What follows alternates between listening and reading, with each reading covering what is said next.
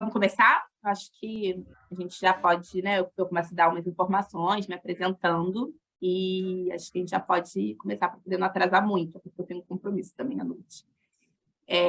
Primeiro, super obrigada assim, por se somarem aqui nessa conversa, nesse terceiro diálogo da série, né, Agendas para o Brasil, que é uma iniciativa pensada, criada, gerida, mantida pelo Núcleo Sul-Uma, do qual tenho a honra e a felicidade de ser do grupo de Constituição, junto com várias outras pessoas que estão aqui na salinha, o próprio Roberto, que vai falar hoje, mas Henrique, o Zé,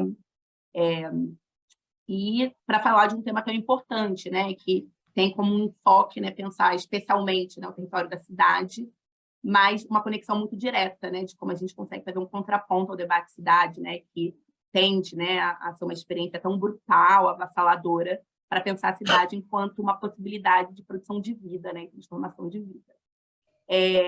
Antes da gente começar, eu apresentar os convidados da conversa, vou me apresentar. Eu sou Ana Carolina Lourenço, sou, como disse, né, do Grupo de Constituição do Núcleo Sul-Uma.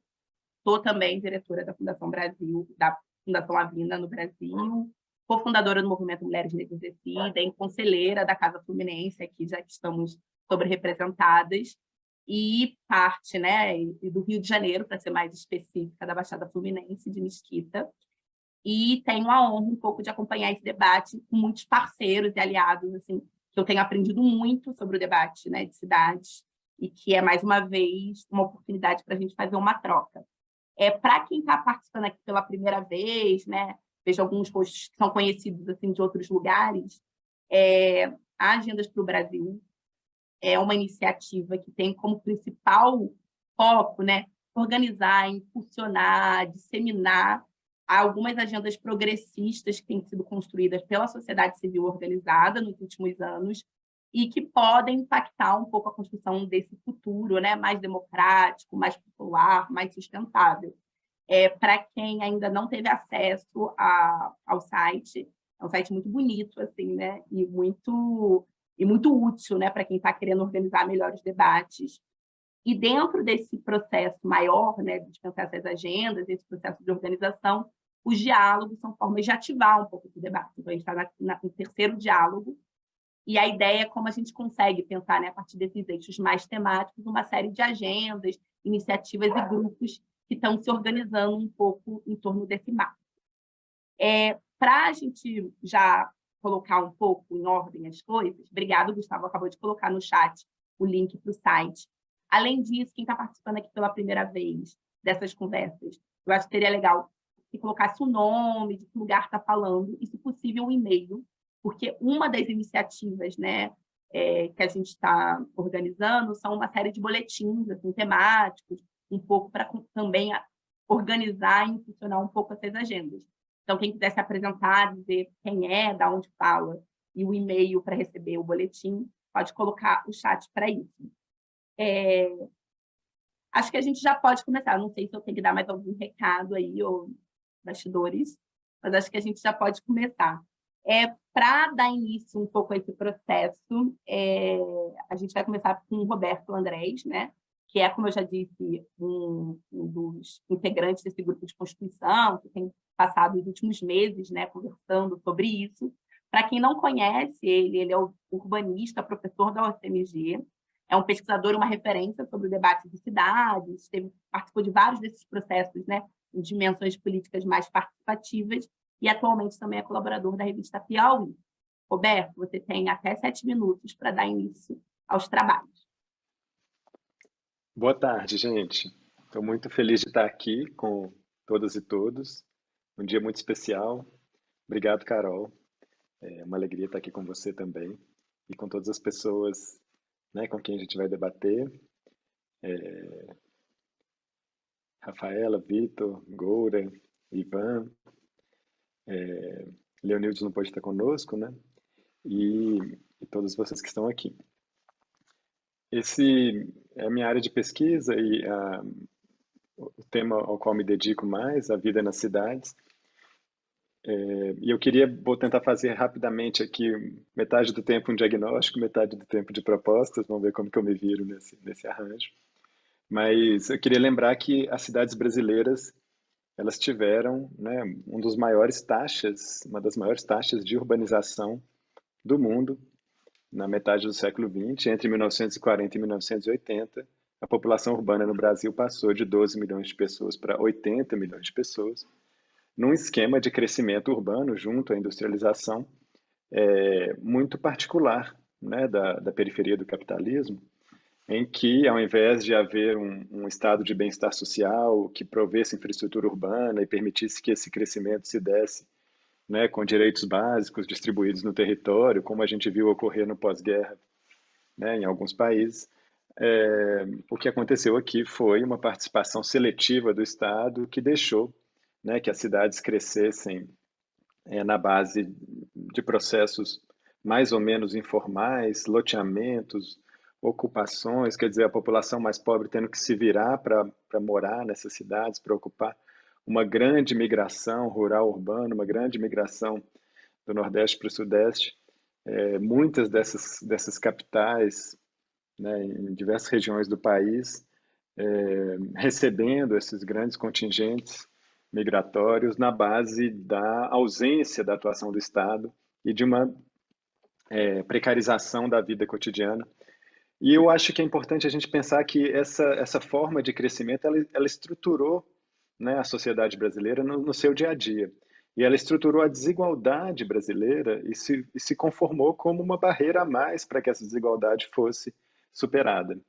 A gente sabe, né, que essa conformação, essa grande segregação territorial, ela tem corte racial muito específico no Brasil, muito marcado, né? Ela foi operacionalizada pelo racismo, a gente aprende isso, inclusive, no excelente livro organizado, né, pela Rafaela Albergaria, que está aqui, e outras pessoas, o Mobilidade Antirracista, uma grande referência. E essa grande segregação, eu acho que é importante a gente pensá-la como esse elemento que também impede a superação de desigualdades. Porque se uma pessoa, né, essas pessoas que moram em bairros e que elas demoram 3, 4 horas para chegar no seu trabalho e voltar, essa pessoa não vai superar ou não vai poder se integrar ou realizar uma ascensão social adequada ou, né, competir nos mesmos patamares de uma outra pessoa que demora 20 minutos, 30 minutos. Né? Se a pessoa não tem saneamento nos seus bairros, se as pessoas não têm espaços de lazer, não têm serviços públicos, tudo isso cobra seu preço. Então, eu acho importante a gente pensar como a desigualdade brasileira é mantida também pela nossa segregação territorial. E aqui eu queria dar ênfase nesse aspecto da mobilidade urbana e do transporte público, como ele operacionaliza esse esquema de desigualdade e como nós nunca trabalhamos no Brasil um transporte público partindo da premissa de que ele fosse um serviço público universal. Isso nunca foi uma premissa da oferta desse transporte público. Ao contrário, ele foi desde sempre pensado como um nicho de negócio, como um business, desde os bondes, né, operados por multinacionais de capital inglês, dos Estados Unidos, canadense, até os ônibus, então, que a partir do meio do século XX passam a ser operados nas cidades por essas empresas familiares que vão crescendo, que hoje formam esses grandes baronatos do transporte. Esses setores que controlaram o transporte nunca se preocuparam em tornar isso um serviço universal. E o Estado brasileiro, tampouco, em algum momento, trabalhou para que isso ocorresse. De modo que a gente tem, até hoje, um serviço de transporte completamente anacrônico ou descolado dos lugares de referência. E a gente pode pensar aqui em Buenos Aires, por exemplo, né, onde você tem um serviço de transporte com a tarifa altamente subsidiada, né, com controle público, com uma oferta muito maior. Tudo isso fez com que a gente entrasse isso, né, eu acho que eu queria trazer esse argumento central, assim, essa segregação territorial, ela é acentuada pela ausência do transporte. A gente sabe que em muitos momentos isso é até intencional, né, impedir que certas pessoas cheguem em certos lugares foi algo, em alguns momentos isso interessa a elite ou foi desenhado dessa maneira. E queria propor que a gente pensasse que a gente precisa de um pacto nacional pelo transporte, a gente precisa de política federal, a gente precisa estruturar esse modelo de deslocamento de cima para baixo. Se a gente pensar, por exemplo, no modelo francês, em que você tem um subsídio concreto, capturado das empresas, que vai para fundos públicos e que obrigam a ter uma certa qualidade e uma entrega na oferta, né, e que, de alguma maneira, permitem que as prefeituras e os governos locais, regionais, estabeleçam políticas com boa oferta, de baixo preço, etc., que possa ser, então, atrativo para o usuário. Eu acho que a gente tem esse dever, porque enquanto a gente não encarar essa tarefa de fato, esse problema não vai ser resolvido pelos municípios, a gente segue com essa bomba relógio. A história do Brasil é coalhada de revoltas pelo transporte, desde do Império, passando por todo o século XX, e as revoltas não são ocasionais, elas ocorrem de fato por se tratar de um serviço público essencial para a população e que nunca foi pensado como um direito, ou que nunca foi tratado como um direito pelos governos nesse país. Nesse sentido, eu acho que passar uma referência que a gente desenvolveu em 2014, né, até para ir concluindo aqui, junto com o Lúcio Gregório e o João Luiz da Silva Dias, que são dois gestores públicos de mobilidade urbana incríveis, assim, que é um site chamado Mobilidade Brasil, em que a gente tenta estabelecer ali uma política nacional de mobilidade urbana, baseada em subsídio, em controle, em melhoria da qualidade, em política industrial. E acho que é algo desse tipo que a gente precisa pensar. A gente está com atores políticos aqui, que inclusive estão, né, pleiteando vagas no Congresso, e o Agendas para o Brasil tem muito esse objetivo de fazer essa interlocução. Ali no Mobilidade Brasil, a gente buscou, né, fazer uma referência de o que poderia ser uma política nesse sentido, que vai além da legislação, dos marcos normativos existentes, mas que tenta chegar em fontes de financiamento muito concretos, em políticas que cheguem em todas as etapas, muito mais próximas do SUS, por exemplo, um debate que tem hoje, que é o SUS da mobilidade urbana. Acho que é isso, acho que deu o tempo aqui dos 7 minutos, realmente é rapidinho, 7 minutos, mas é uma experiência legal de trazer para vocês e querendo muito ouvir e continuar nessa troca. Acho que você cumpriu com maestria o poder de síntese. Obrigada. Agora, para a gente continuar um pouco a conversa, outras pessoas foram entrando no grupo, né? Também a Nomicos, que também é do grupo de Constituição, está aqui. Agora eu não estou vendo muito bem, né? Porque as fotinhas estão fechadas. Mas para poder agora dar continuidade, inclusive, que já foi citada, inclusive, na fala do Roberto, a Rafaela Albergaria, uma grande amiga, com quem eu tenho a honra de dividir a geração e parte do território. Ela albergaria assistente social, mestre em serviço social pela UFRJ. Atualmente é pré-candidata a deputada estadual pelo Partido das Trabalhadoras. É idealizadora do Observatório dos Trens, articuladora política do Movimento Mulheres Negras Decidem, liderança escolhida pelo Estamos Prontos, projeto do Mulheres Negras Decidem, Instituto Marielle Franco. E, nos últimos anos, tem estabelecido uma luta, né, por memória, reparação e justiça, em torno da requalificação dos trens Fluminense, da qual ela fundou o Observatório dos Trens. É isso. E a palavra é sua. 7 minutos, Rafaela Albergaria. Vou aqui para colocar para despertar, porque eu não tenho esse poder de síntese do Roberto. Mas primeiro agradecer muito o convite, dizer que é super importante, né, a gente, essa iniciativa da Suma Uma, né, que nasce pensando na necessidade de pensar as agendas, principalmente no contexto onde a gente está, né, a gente olha para o futuro com muita esperança, mas acho que o debate de derrota do Bolsonaro, de reconstrução da democracia, ele não pode ser um debate esvaziado, ele precisa passar também por um debate de quais são as agendas que são fundamentais para, de fato, consolidar a democracia que, objetivamente, nunca alcançou a maioria da população, que nunca se colocou de forma universal, né? Um prazer poder dividir aqui com pessoas que são, né, tipo, pessoas que eu tenho construído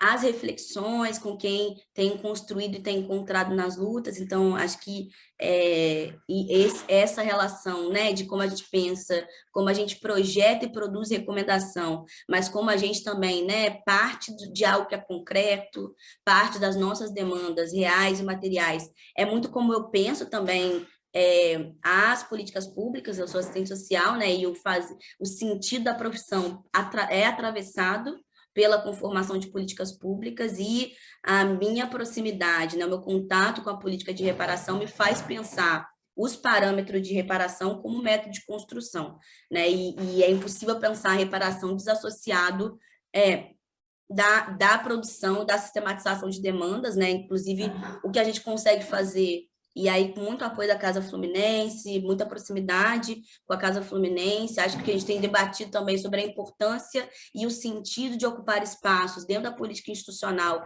também é algo que tornou possível a luta que a gente fez, porque, na verdade, conheço a Casa Fluminense a partir da Marielle Franco, 2 meses de mandato, a gente se encontrou muitas vezes, porque ela atendia grande parte das famílias que eu atendia no sistema prisional, a gente se encontrou muitas vezes, e quando a Joana, não sei se todos me conhecem, mas eu começo a discutir mobilidade em 2017, depois que a minha prima, Joana, é assassinada nos trens metropolitanos do Rio de Janeiro, quando tenta acessar a universidade, né, no dia 24 de abril, quando ela foi entrar no trem, o trem fechou a porta, prendeu o corpo dela, arrastou ela por mais de 20 metros, arremessou ela para debaixo do trem, e deixou o corpo dela estirado ali no trem por mais de 8 horas, e para não pagar, né, uma multa, a Supervia disse que era suicídio.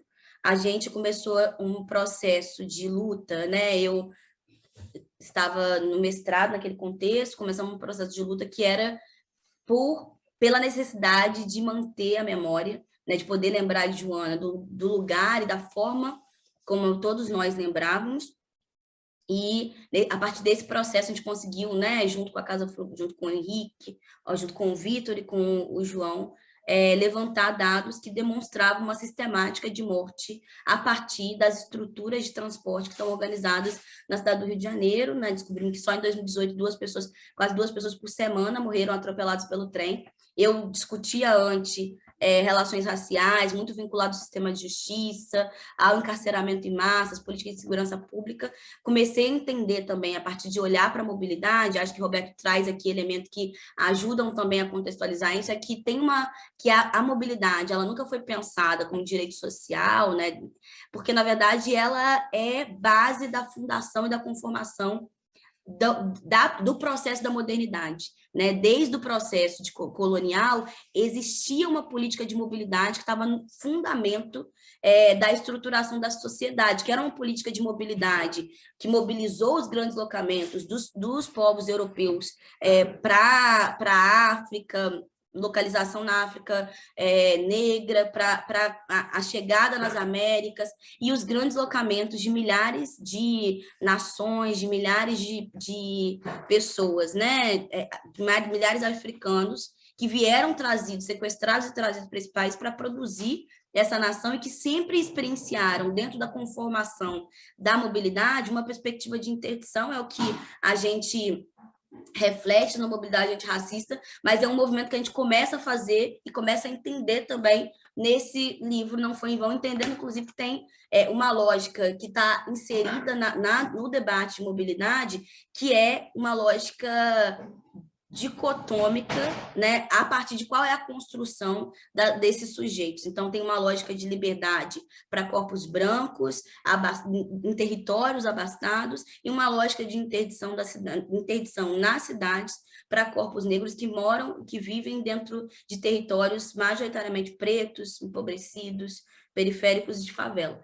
E acho que essa dimensão ela é muito importante, porque, né, principalmente trazer um debate que a gente tem feito aqui e que mobiliza também a nossa colocação no processo eleitoral, de como a gente disputa, como a gente localiza a nossa candidatura com o eixo central na mobilidade, no direito à cidade, que é entender que os impeditivos, que as estruturas de interdição que estão organizadas na cidade, essas estruturas elas são estruturas que não só garantem uma imobilidade física, mas que garantem que essas pessoas consigam superar as situações latentes e prementes de desigualdade. A gente vive num contexto, né, de pandemia ainda, né, com o Rio de Janeiro está entre os 4 estados com os piores índices de desocupação, né? Mais de 2 milhões de pessoas no Rio de Janeiro estão passando por uma situação de insegurança alimentar grave, né? É um desemprego. A gente está em São João de Meriti, eu sempre falo de São João de Meriti porque é o território de onde a qual eu pertenço, apesar de ser uma mulher migrante, é o território onde eu me reconheço, onde eu tenho minhas relações, onde eu pertenço. São João de Meriti tem mais de 84% da população desempregada e na informalidade.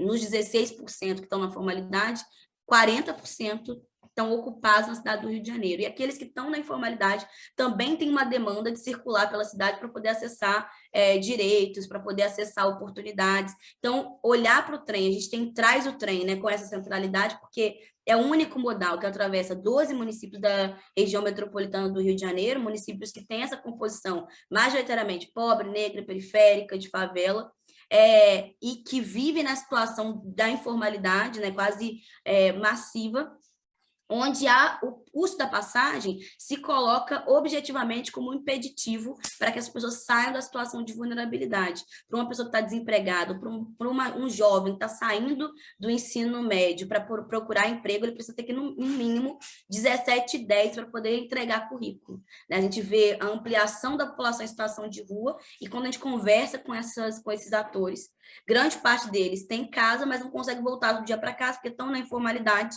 e aí o custo da passagem sobre quem está na informalidade, porque quem está na formalidade tem lá a garantia dos 6%, mas quem está na informalidade, elas têm um impacto. Se a gente considerar que as pessoas vivem com o salário mínimo, a gente sabe que vivem com muito menos, muitas vezes, elas arcam com mais de 34% em relação ao salário mínimo com o custo da passagem. Isso impacta, isso impede que as pessoas consigam sair da situação de vulnerabilidade, consigam acessar outras oportunidades. Então, quando a gente olha para o trem, coloca a centralidade dele, de como a gente pensa, inclusive, reaquecimento da economia, como a gente pensa estratégias de mitigação das desigualdades, passa para a requalificação do sistema ferroviário, que os municípios e bairros que são cortados pelo trem, a sua centralidade estão no entorno dos trens, né? O centro de Nova Iguaçu, o centro de São João, o centro de Caxias, e grande parte das pessoas que fazem esse deslocamento pendular diário para poder acessar a oportunidade na cidade do Rio de Janeiro, estão ocupadas no setor de serviço. Então, isso fala sobre a possibilidade de, com a requalificação, conseguir abrir outras oportunidades, criar novas oportunidades, criar outras centralidades e também responder às questões da crise climática que passam pelo transporte como principal estratégia de mitigação dos impactos climáticos. Então, acho que, não vou me alongar, que o meu tempo já acabou, mas acho que são elementos que são super importantes a gente pensar por que a gente tem colocado, inclusive, a centralidade no debate de mobilidade, porque mobilidade, transporte, ele é meio para as pessoas poderem existir, para as pessoas chegarem na universidade, para as procurarem trabalho, para as pessoas se encontrarem, para as pessoas poderem se consultar, elas precisam se deslocar pelas cidades. Então, não é fundamental que a gente consiga impactar e pautar uma perspectiva de planejamento, porque a mobilidade não fala só sobre transporte, mas fala também sobre as formas, sobre as estruturas de mobilidade estão organizadas na cidade, pensar isso a partir da demanda de quem existe, pensar isso no sentido de aprofundar políticas de equidade, garantir o direito à cidade dessas populações que são historicamente abarcadas por políticas de interdição e de morte. Desculpa aí me alongar. Obrigada, Rafa. Muito obrigada, acho que coloca muitas dimensões e camadas assim, de reflexão em diálogo muito forte com a fala do Roberto. Quem chegou depois, né, a Leonilde não vai participar hoje, então a gente vai ter ainda mais 3 falas. O Goura, que vai ter que sair, ele tem um teto de horário, ele vai ser o próximo a falar, então eu vou apresentá-lo. Ele atualmente é deputado estadual pelo PDT, pelo estado do Paraná, é mestre em filosofia, psicoativista, professor de yoga, e desde 2016 vem dando um pouco a linha, né, desse debate de direito à cidade, primeiro como vereador da cidade de Curitiba, em 2018 é eleito deputado estadual, e mais recentemente, em 2020, fez uma campanha eleitoral muito bonita em torno da disputa de Curitiba, foi em segundo lugar, e continua deputado estadual, e pré-candidato agora também. Ivan não, desculpa, Goura, por favor. Oi, Ana, vocês estão me ouvindo bem? Tudo? Então, gente, mais uma vez, então, uma excelente tarde a todas e todos. Saudar em teu nome, Ana, a todos, essa mesa linda aqui que está composta. Meu amigo Ivan, que saudades aqui de ti, saudades do Recife. Dizer assim, primeiramente, né, você já me apresentou, mas eu venho, Ana, assim, até para poder contribuir um pouco nessa discussão, e em torno do que a Rafaela colocou também. Eu venho do ativismo aqui em Curitiba, né? E o Paraná, infelizmente, tem se destacado no noticiário, na política nacional, de forma muito negativa nos últimos anos. E agora, mais recentemente, a gente está muito abalado com a morte do Marcelo Arruda em Foz do Iguaçu, mais esse assassinato brutal, né, dessa violência política que é estimulada, que é fruto do bolsonarismo. E o Paraná acabou sendo um epicentro, né, para muita coisa ruim que foi expandida para o Brasil como um todo, desde Sérgio Moro, a prisão do ex-presidente Lula foi aqui em Curitiba também, mas que, junto com tudo isso, né, a gente tem feito uma resistência muito grande. Acho que a colocação assim que a gente traz, eu falo isso mais para também, fico muito envergonhado, uma revolta, assim, ver que com tanta coisa boa que o Paraná tem, desde Leminski até outros frutos aqui da cultura, a gente acabou ganhando esse destaque negativo na política. Mas é isso, gente. Eu acho que a questão que se coloca, que até pela pergunta que foi trazida, que eu acho que é muito pertinente, a gente tem que ter uma estratégia de curto, médio e longo prazo. Nossas cidades, Roberto já colocou, e a Rafaela só corroborou, elas são extremamente desiguais, extremamente injustas, e todos os mecanismos políticos que aí estão, eles só perpetuam essas injustiças.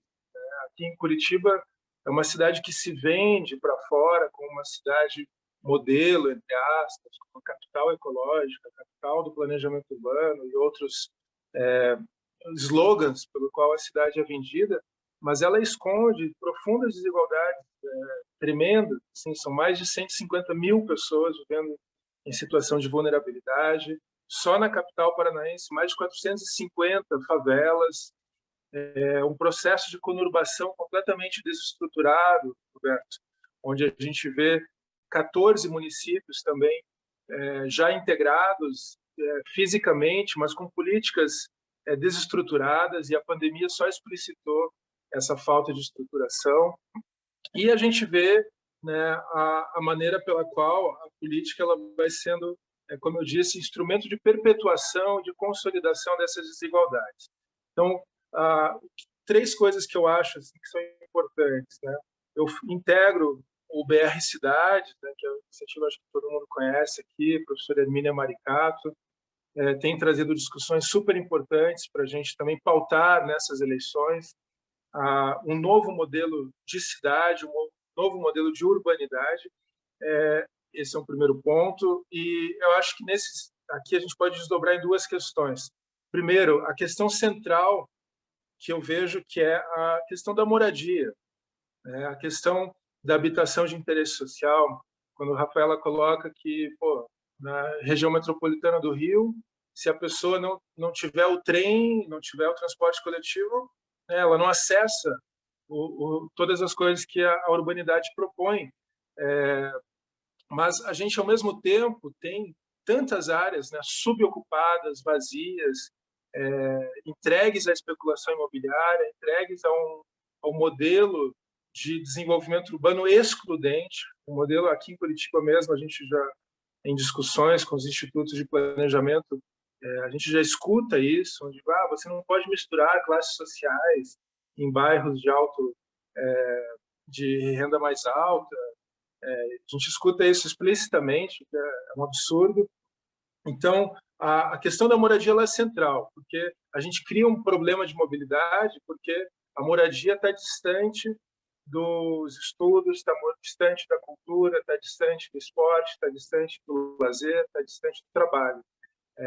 Se a gente, né, colocar essa centralidade da moradia, da habitação de interesse social e usar todos os instrumentos que já existem, né, da legislação, a gente pode buscar, sim, essa revolução urbana tão urgente.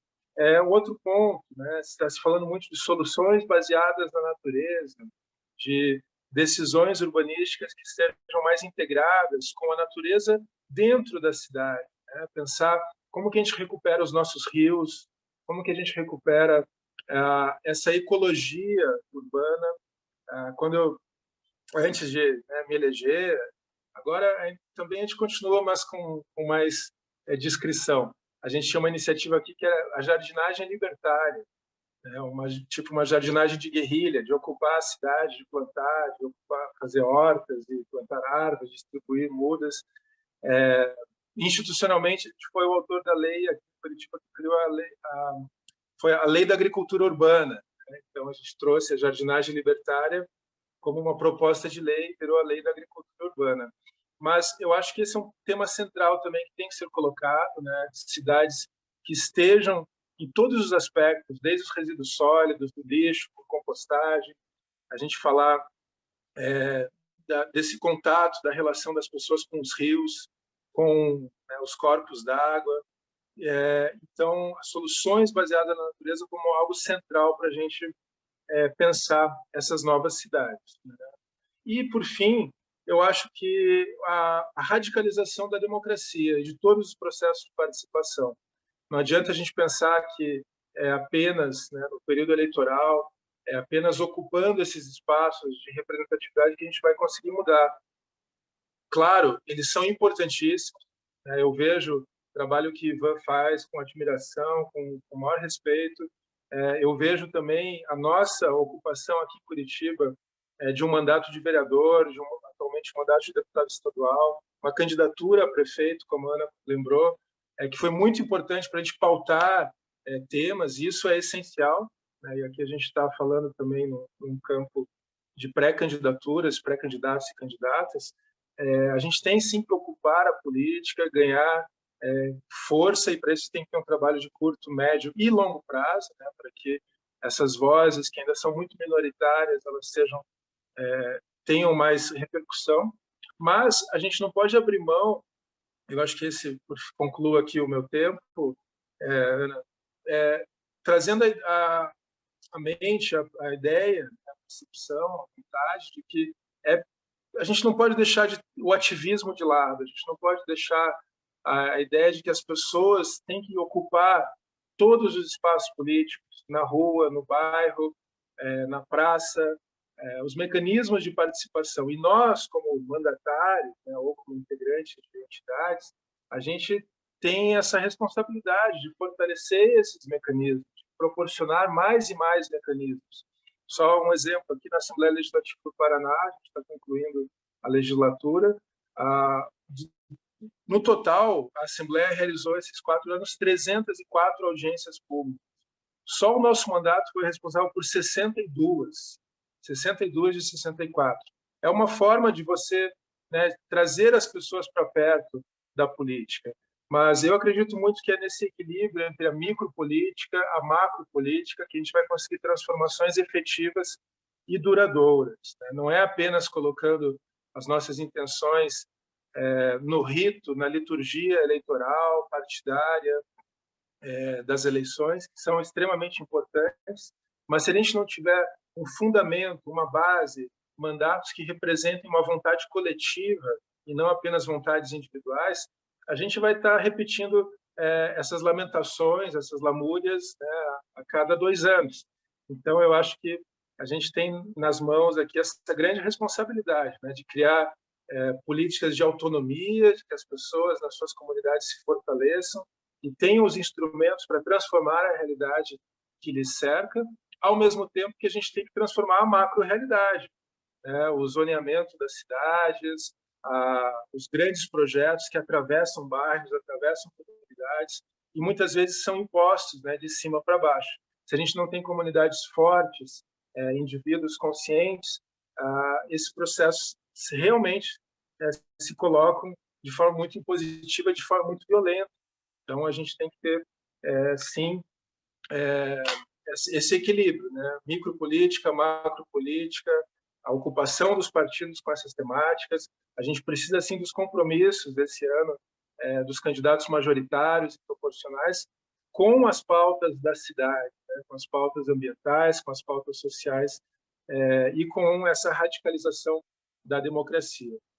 Gente, peço desculpas, que eu vou ter que sair daqui a pouco, tá? Mas vou ficar mais um pouquinho para ouvir aqui os colegas. Forte abraço e parabéns pela iniciativa. O nosso mandato está inteiramente à disposição, por favor, né? Quem não conhece ainda o nosso trabalho, entre em contato aqui conosco. Vou deixar no chat também o meu contato pessoal. Valeu.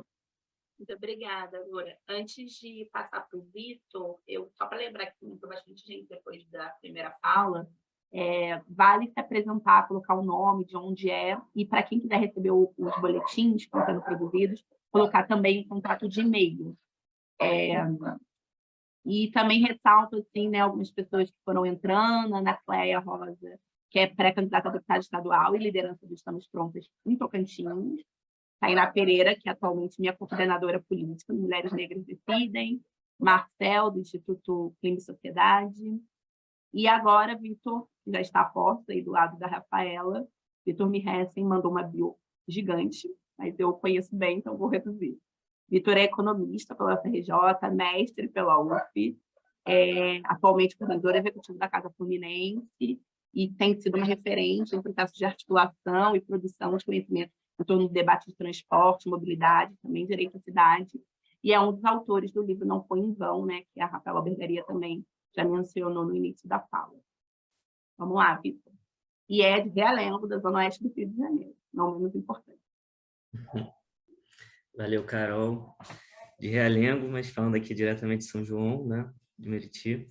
A gente, até explicando, né, a gente estava num ato agora, em função do crime bárbaro que aconteceu, né, no hospital que chama Eloneida Stuart, aqui em São João, que fala, enfim, sobre estupro, mas muito além disso, né, sobre violência obstétrica. Então, a gente, só para também explicar o porquê da gente estar junto aqui e acho que, de alguma maneira, e aqui, né, e falar um pouco do tema de hoje, assim, né, porque é claro que a gente pode muito olhar pela mobilidade, né, o quanto que a mobilidade reflete e às vezes até resume um pouco, né, do não direito e de tudo que ela carrega, né, do deslocamento das pessoas, né, tudo que a gente pode vivenciar, e aí especialmente, né, determinadas pessoas em função do local onde moram, em função da cor da pele, em função do gênero, orientação sexual e, enfim, da estrutura que se tem, né, para se deslocar.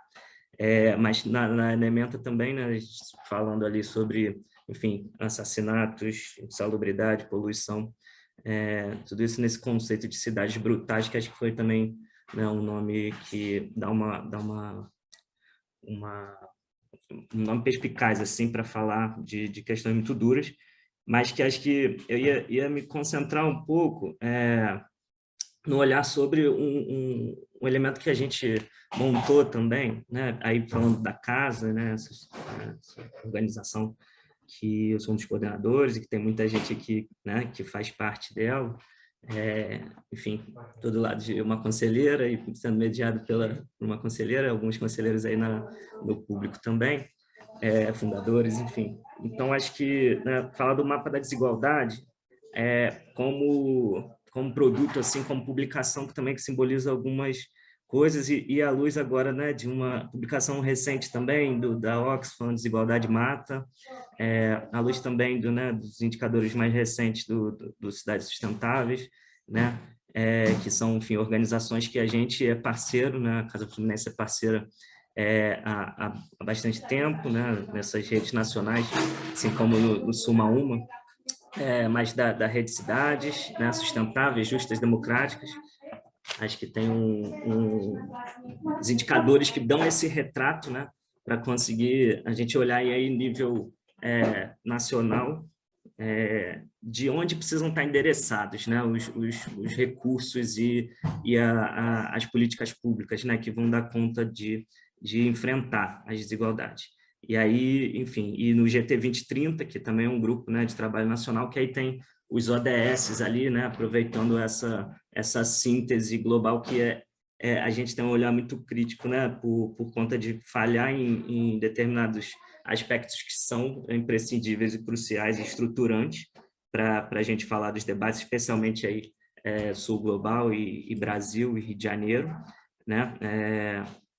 Mas que a gente escreve lá o capítulo justamente das cidades sustentáveis, né, que fala sobre transportes seguros, com preço adequado. A gente, no mapa da desigualdade, traz, né, diversos indicadores que versariam com o tema de hoje. Eu pensaria, né, no peso da tarifa, que já foi colocado aqui, como é que ela também é excludente, é um custo proibitivo, como a gente sempre falou, né, a tarifa do transporte. André trouxe o Sistema Único de Mobilidade, que é uma pauta, né, que a gente tem discutido bastante e que, enfim, se apresenta aí, né, à luz do que é o SUS e de como, né, o SUS é uma referência também, enfim, apesar de uma série de questões, acho que tem um sistema, tem uma estruturação que coloca, né, a saúde ali, de fato, no seu lugar de direito social e o papel do Estado nisso, né? Mas ali eu acho que, enfim, nessa agenda de propostas, o SUM é parte da agenda Rio 2030 também, que a gente constrói junto com o relatório Luz e esses indicadores. O SUM é um dos... O SUM, né, Sistema Único de Mobilidade, é uma das sugestões que a gente faz lá e obviamente, seus debatimentos, né, no Estado, né, o que é pensar o sistema no Estado, pensar conselho, pensar plano, pensar financiamento, e nos municípios também, obviamente.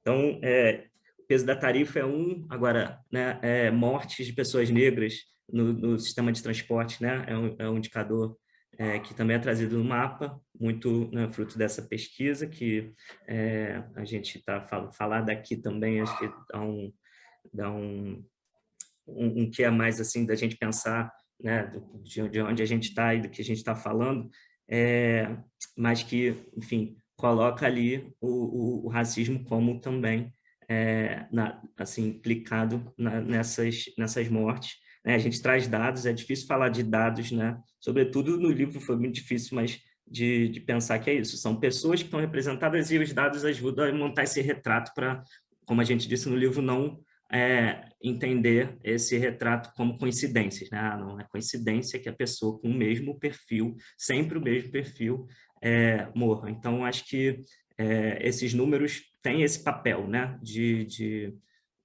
falar com um público que ainda acha que é coincidência e aí, enfim, e que acredita em números e acredita de alguma maneira nesse tipo de reflexão que consiga enxergar assim. E então a gente fala que o transporte, e aí também, enfim, indicadores de importunação sexual, indicadores também de uso, né, de bicicletas, acho que são os 4 indicadores que o mapa traz, e que o de bicicletas também tem muito a ver com a incapacidade de pagar as tarifas, né? E o livro acho que traz muito também como a tarifa também mata, né? Como a tarifa pode matar também, porque o que aconteceu com a Joana aconteceu na estação, né, de trens, é o lugar onde tem o pagamento da tarifa, é o lugar onde deveria ter todo o aparato administrativo, né, corpo de funcionários e a estrutura adequada para se deslocar, né, de trem. O que aconteceu, a gente colocou outras tantas famílias que perderam seus entes por morte na linha férrea, né? Então, assim, pessoas que não têm o da passagem e que também usam ali e que querem realizar esse desejo, que é um direito, né, se deslocar. Então, acho que a gente falou isso no relançamento do livro, para não olhar com perversidade sobre esse dado de quem morre na linha férrea, né? E acho que, então, assim, pensar que a gente traz isso. Eu vou colocar uma última reflexão também do que a gente... de outro dado que vem no mapa da desigualdade, que é, né, de média de idade ao morrer. A gente coloca a idade também na pesquisa, né? Mas que diz, enfim, que o morador de Niterói, morador branco de Niterói, né, vive em média 20 anos a mais do que um morador negro de Queimados. Então, assim, alguns desses números, e aí tem um número que ficou mais conhecido também da Rocinha em São Conrado, né? Então, uma pessoa que tem o CEP, que na verdade é o mesmo CEP, né, mas que é uma rua e uma favela ali colocada na zona sul da cidade, 23 anos de diferença, né? Uma pessoa que mora em São Conrado vive a mais do que uma pessoa que mora na Rocinha, né? Isso em média. Então, uma reflexão que a gente tem conversado para fechar é isso, assim, a gente falando de SUS, falando de sistema de saúde, acho que na pandemia, né, algumas dessas questões estruturais se colocam ali com caráter mais emergencial pela capacidade de elas serem visíveis, né, para mais gente, mas que, por exemplo, na vacinação, aí é um ponto, a gente conseguiu ali criar de alguma maneira um pacto, ainda que muita gente tenta burlar esse pacto, mas de endereçar corretamente as vacinas a partir de um olhar sobre quem corria mais risco, né, de morrer com a doença, né, com a Covid. Então, há faixas etárias, né, de primeiro modo que se coloca, né, os mais velhos recebendo vacina antes, e aí em sequência também, né, numa construção das comorbidades. Então, o que implicaria a criação de grupos prioritários, e foi respeitado, assim, acho que numa escala nacional e global, né, nisso. Então, acho que esses mapas, esses indicadores, essa forma de olhar para as desigualdades podem dizer quem precisa ser esse grupo prioritário para recebimento, e aí a vacina nesse lugar do recurso, do investimento, da atenção da política pública, quanto prioridade, né? E aí a gente, enfim, traçaria, né, nesse que a gente está conversando aqui, acho, sobre falar sobre pactos e falar de uma política nacional que foi da vacinação, de que se conseguiu endereçar corretamente a quem precisava mais daquele recurso, né, da vacina. Então, acho que queria colocar um pouco dessa reflexão também para a gente encaminhar aí o debate. Beleza? Obrigado aí, agradecendo também a oportunidade de ter ele aqui. Eu marquei tempo, não sei. Muito bom, Vitor. Acho que é isso, né? Eu acho que a capacidade de conectar esses debates com as dimensões mais profundas de desigualdade é sempre uma tarefa do campo. Para dar prosseguimento um pouco a essa conversa, para encerrar esse primeiro momento mais de explanações iniciais, agora sim, o Ivan Moraes. Ivan atualmente é vereador pelo PSOL no Recife, no segundo mandato, certo? E é jornalista, defensor de direitos humanos, e também está pré-candidato a deputado estadual pelo pessoal também. Acho bem interessante a quantidade de pré-candidatos a deputado estadual, né, e essa dimensão, o quanto o âmbito do debate direito à cidade, ele tem nos parlamentos estaduais um foco aí, né, de demandas e espaço de atuação em lutas. É isso, Ivan. Pode começar 7 minutinhos.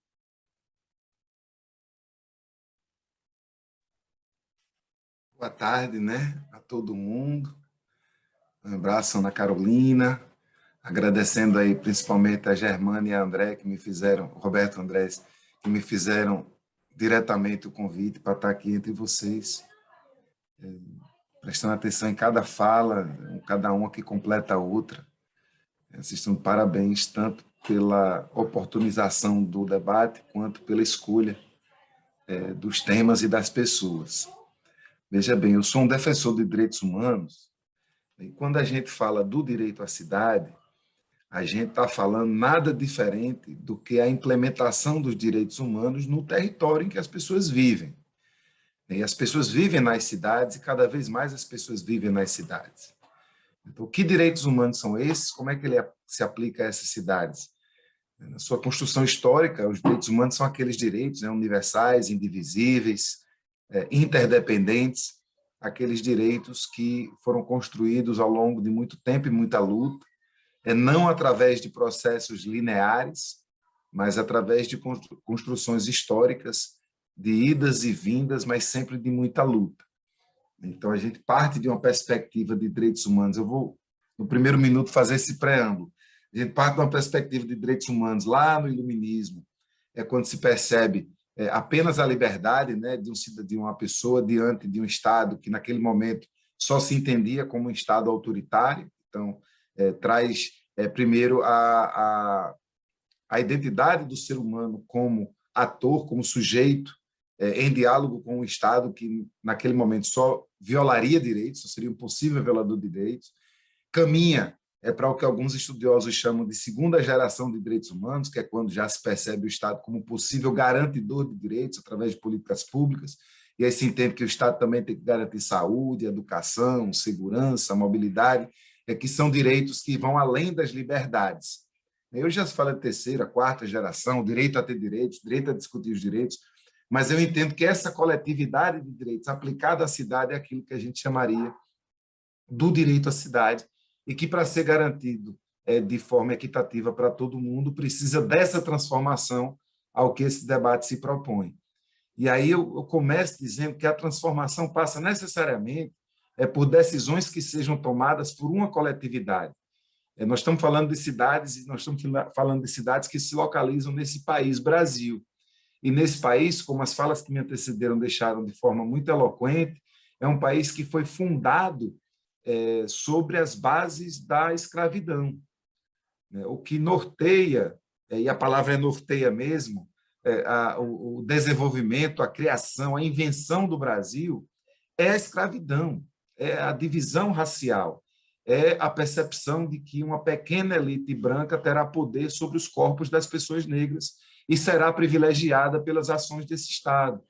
É isso que a gente vê até hoje.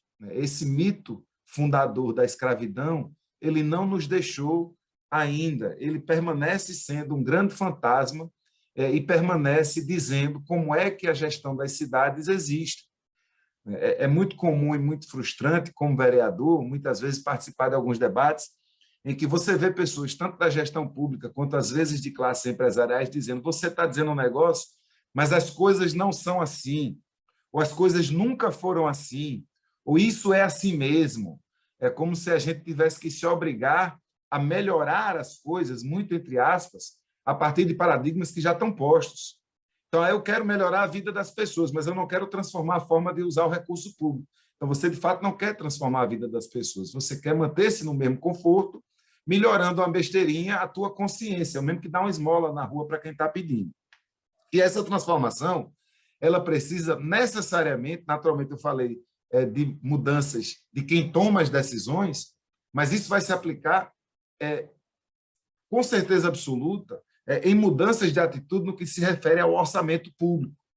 A gente, quando fala de direitos, e a gente, quando fala de Estado, gestão, seja de municípios, seja de estaduais, seja federal, a gente está necessariamente falando de dinheiro, de como se captura recurso público e como se executa recurso público. E algumas prioridades precisam ser invertidas. Eu vou falar agora de quem vive no Recife, mas algumas coisas que eu vou falar provavelmente se aplicam em diversas cidades.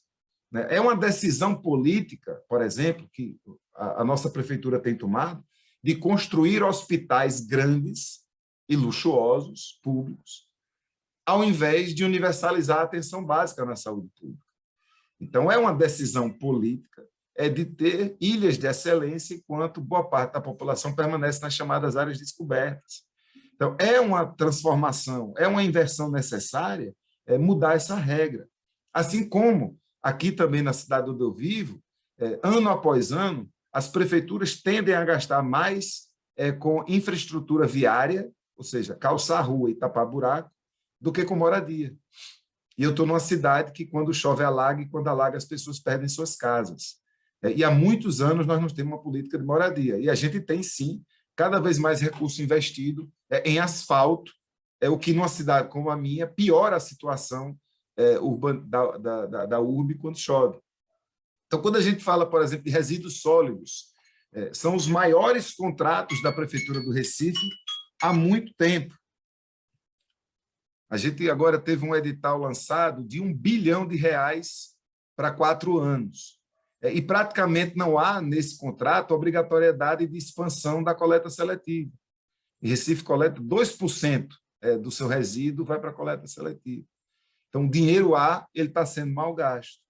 Quando a gente fala de comunicação, a gente tem aí uma possibilidade muito grande de ter uma grande rede de comunicação pública, comunitária, popular, as redes sociais cada vez chegando mais nas periferias, pessoas se afirmando como produtoras de conteúdo no bairro onde moram, mas na cidade onde eu vivo, que é o Recife, quase que 100% do que a prefeitura executa com comunicação, executa patrocinando grandes redes de televisão, né, e outros canais privados de comunicação que não estão comprometidos com a verdade, estão comprometidos em alimentar financeiramente seus donos.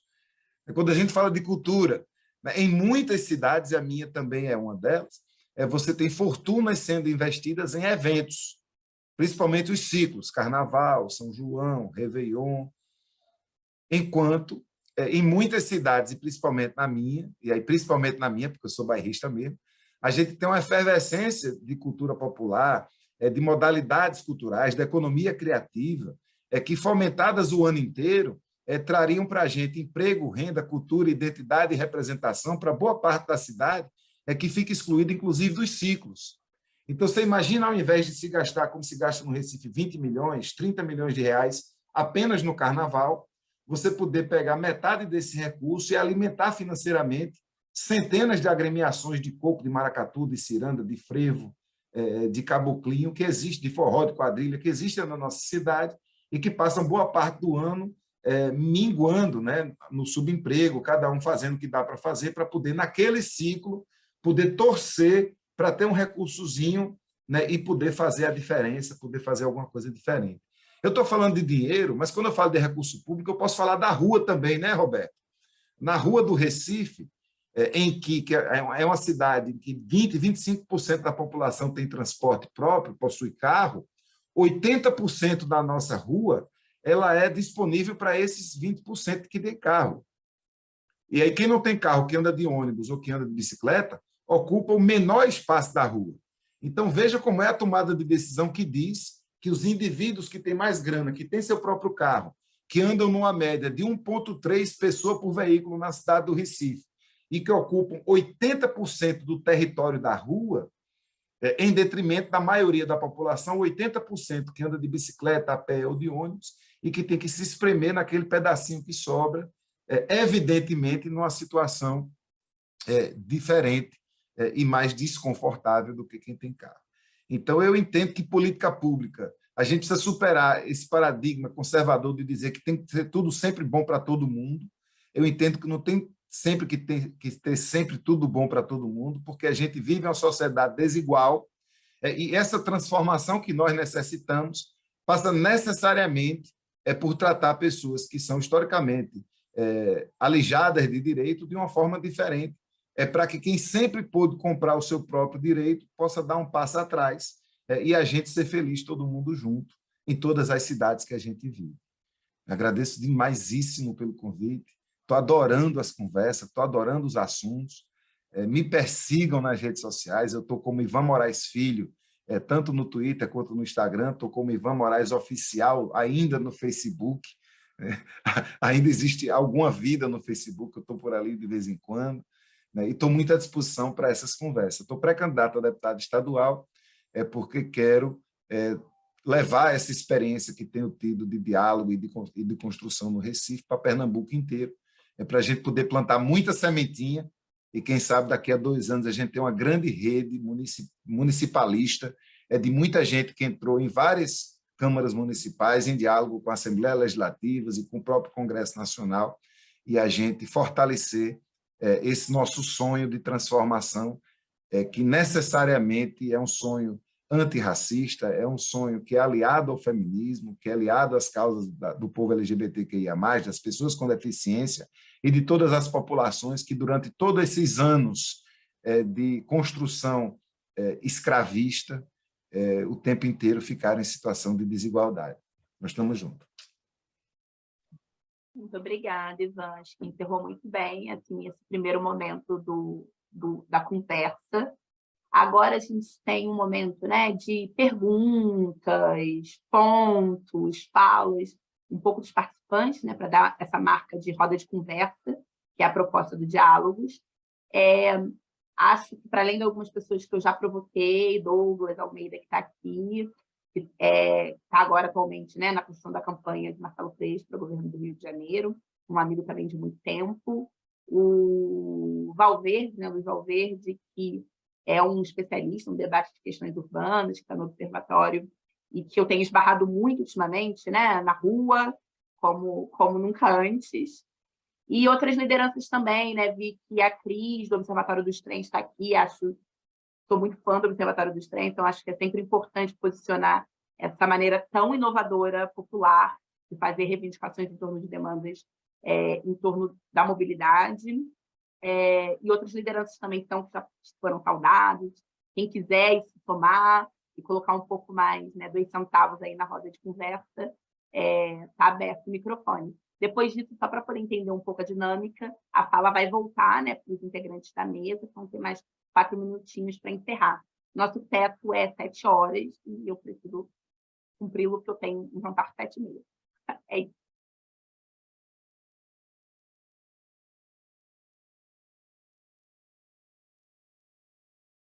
A Vitória, né, levantou a mão. Olá, gente. Tudo bem? Estão me escutando? Sim. Olá, tudo bem? Me chamo Vitória. Boa noite a todos. Saúde a todos que falaram aqui, falas maravilhosas, assim. É um prazer encontrar vocês, conhecê-los, saber um pouco, assim, de cada experiência de cada um. Me chamo, como eu falei, me chamo Vitória Laís, sou moradora de São Gonçalo, sou chefe de gabinete do mandato legislativo aqui, do mandato do vereador Romário Regis. É um prazer enorme estar aqui, vim a convite do Gustavo Gomes, o Guga. Muito obrigada, Guga. E a minha pergunta é sobre essa questão da mobilidade urbana, principalmente morando aqui em São Gonçalo, né? Porque pensando nessa integração metropolitana, porque quem mora aqui sabe, basicamente, imagino que outras áreas da região metropolitana também, mas da dificuldade de acesso e de acessar outros municípios, né? Então, queria entender principalmente como é que essa questão, como a gente pode pensar numa política de integração melhor e também como a gente pode pensar em políticas federais, assim, quais são as atitudes e como que pode ser pensado para poder colaborar em conjunto. Então, seria isso. Muito obrigada.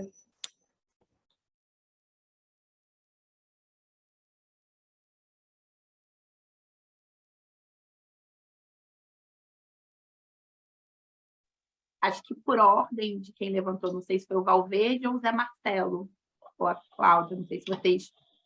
Para mim não aparece a ordem. Vai, Valverde, vai você. Obrigado, Marcelo. Estão me ouvindo bem, Carol? Tô sim. Gente, boa noite, então. Agradeço o convite aí também da organização. Eu sou Luiz Valverde, sou conselheiro do Instituto de Arquitetos do Brasil aqui no Rio de Janeiro e participo de um projeto do qual a Casa Fluminense também faz parte, junto com outras entidades, que é o Observatório Colaborativo da Agenda Urbana Fluminense, né, que é uma iniciativa que surgiu a partir de uma carta aos candidatos às candidatas e candidatos às prefeituras e à vereança nas eleições passadas, né, que nós fizemos com uma rede aí de mais ou menos 30 entidades da sociedade civil, e uma de cujas recomendações era que nós ultrapassássemos esse momento de fazer cartas aos candidatos e partíssemos para um monitoramento mais ativo, né? E aí surgiu uma proposta de esse observatório colaborativo que foi muito inspirado no painel de monitoramento da Casa Fluminense, tá? Então, o objetivo dele é fazer um mapeamento nos 92 municípios do estado. A gente trabalha com uma rede aí de voluntários, entre orientadores, os próprios pesquisadores, e temos um conselho consultivo dessas entidades, verificando a existência de instrumentos de planejamento das diferentes políticas urbanas, né? Desde plano diretor, passando por plano de habitação, por plano de saneamento, de mitigação de riscos, enfim, são mais ou menos 20 instrumentos que a gente pretende monitorar com o objetivo de, num segundo momento, disponibilizar essas informações para a sociedade para procurar incidência, seja nos processos de elaboração, seja na implementação. E, nesse sentido, né, eu faço uma observação aqui na fala do inicial do Roberto Andrés, que ele falou da questão como que a mobilidade é encarada, né? Não no seu sentido de serviço universal, mas isso se repete também em outras políticas públicas, né? Então, por exemplo, quando a gente vê a questão da habitação, isso dialoga muito com a pesquisa, né, que o OCA está fazendo, a gente vê que as diferentes políticas setoriais, mesmo sendo uma conquista da sociedade, que conquistou marcos legais, né, essas políticas raramente se articulam entre si, né? E muito menos se refletem, né, na discussão de planos diretores e de planos estratégicos, né? Então, a minha observação seria muito nesse sentido, né, de chamar a atenção de quem, nesse momento, está aí nas candidaturas, né, para o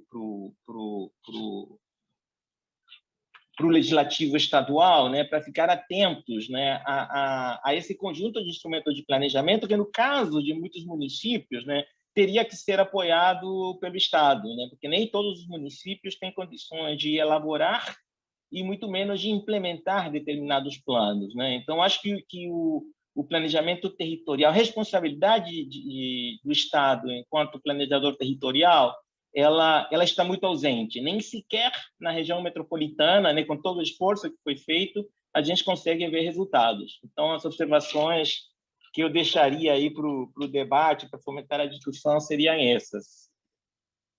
Valeu, gente. Obrigado e boa noite. Muito obrigada, Valverde.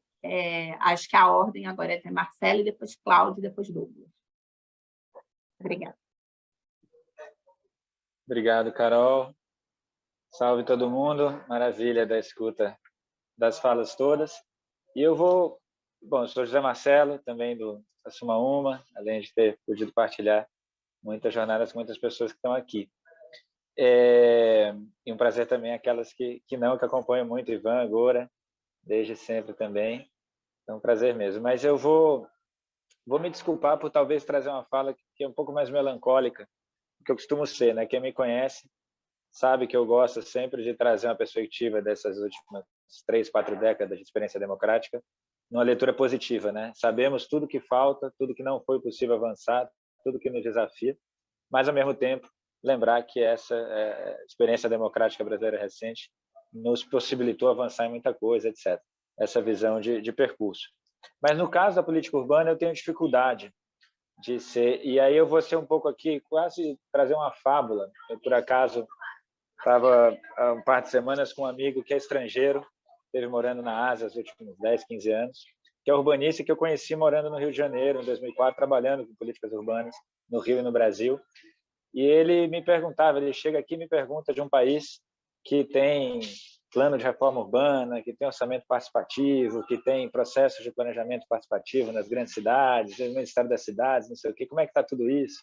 Né? Ele, na época, conviveu muito com o pessoal, não só de política pública, mas movimento nacional de reforma urbana, e eu fico olhando e falando, então, na verdade não está, né? O Brasil não é esse lugar, e fico lembrando, eu tive, né, no governo federal em 2003, e era aquele momento, o Gora falou do BR Cidades, da Hermínia, né? Hermínia, secretária executiva do Ministério das Cidades, recém-criado, né? Olívio, Raquel Ronick, enfim, aquilo era uma novidade, né? Existir o Ministério das Cidades, era um sinal da centralidade, do lugar que a política urbana precisava ter como algo estruturante, inclusive para o governo federal, portanto, como um desafio que é nacional, etc.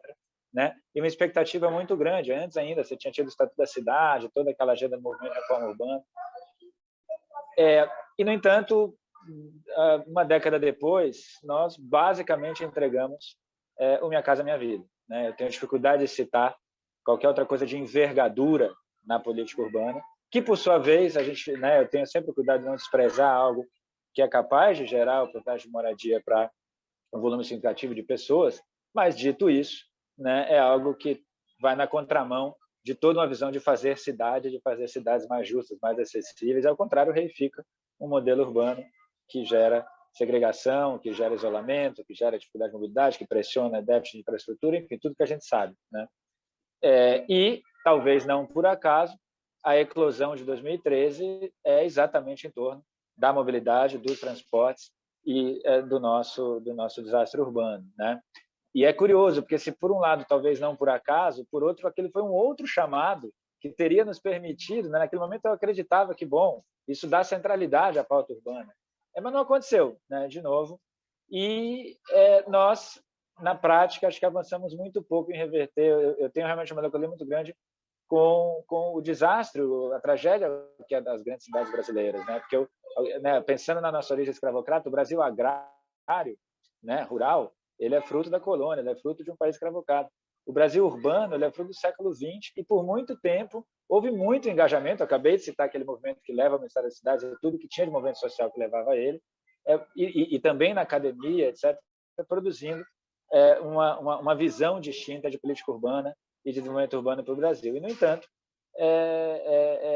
estamos, né, com as cidades. Outro dia eu falava com o Roberto, né, Roberto? Essa é uma conversa que a gente costuma ter, né? Mas, basicamente, nesses 20 anos, ainda por cima, as experiências urbanas foram espaços ou de presença violenta e homicida do Estado, né, ou de presença de um neopentecostalismo que se faz presente com todo o viés conservador e com toda a tragédia que, pelos seus efeitos colaterais, não pela religiosidade em si, evidentemente, mas por tudo que ele, pela configuração que toma no Brasil, guarda. Mas o fato é que está presente ali. Então, eu estou trazendo tudo isso porque, como essa é uma série sobre fazer o balanço, discutir desafios de políticas para frente, como é que a gente refaz horizontes progressistas no Brasil, né? Eu quero crer que a gente pode ter uma nova chance. Tivemos em 2003, tivemos talvez em 2013, né? Do chamado da política urbana. A meu ver, fracassamos ou avançamos muito pouco nos dois casos. Do ponto de vista da política urbana, do ponto de vista da reforma urbana, né? Com a envergadura, com o alcance, com o volume, com a ambição que é preciso ter, o que é que seriam inovações, seja institucionais, né, de um novo ciclo no governo federal e, eventualmente, governos estaduais, seja de chaves de política para restaurar essa capacidade de olhar planejamento, política, reforma urbana de forma abrangente. E onde é que trava? Onde é que a gente perde? Né? Onde é que a gente fracassa? Acho que eu queria tentar levantar essa bola para a rodada final. Obrigada, Zé. Pergunta extremamente complexa, como de costume. Mas agora vamos seguir com a Cláudia. Beleza, gente. Boa noite. Sou Cláudia, da Casa Fluminense. Estava pensando muito no que Ivan falou. Ivan, sou amiga de sua mulher. Trabalhei com ela na ActionAid, aí em Recife. Mande um beijo para a Dai, para mim. E eu estava pensando na experiência justamente de Recife, né? Que Recife sempre foi uma referência para mim de área que alagava com uma chuva leve. E agora a gente tem visto isso acontecer muito frequentemente no Brasil todo. Não só uma chuva leve, né? A gente tem visto eventos climáticos extremos afetando as cidades, a mobilidade urbana e a moradia. E na Casa Flu a gente tem feito muito um olhar para a justiça climática, né? Então, eu quero colocar aqui para a gente pensar um pouco como é que a gente podia ter aprendido com essa cidade, né, que ficava no nível do mar alagada e que vivia nessa situação em que as pessoas perdiam suas casas com frequência, e não somente ela, como muitas outras cidades do Brasil. E agora a gente está vendo situações muito mais drásticas, em que as pessoas não estão conseguindo se locomover e estão perdendo as suas moradias, né? E eu fiquei muito triste com o que você falou sobre Recife estar mudando a ordem hierárquica de atendimento do SUS, que é a minha praia, né? A área de saúde. Você acolheu o paciente pela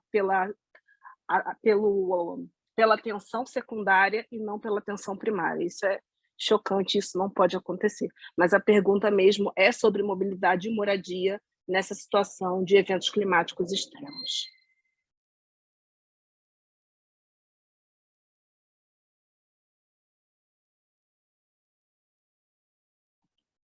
Perfeito, Cláudia, super obrigada.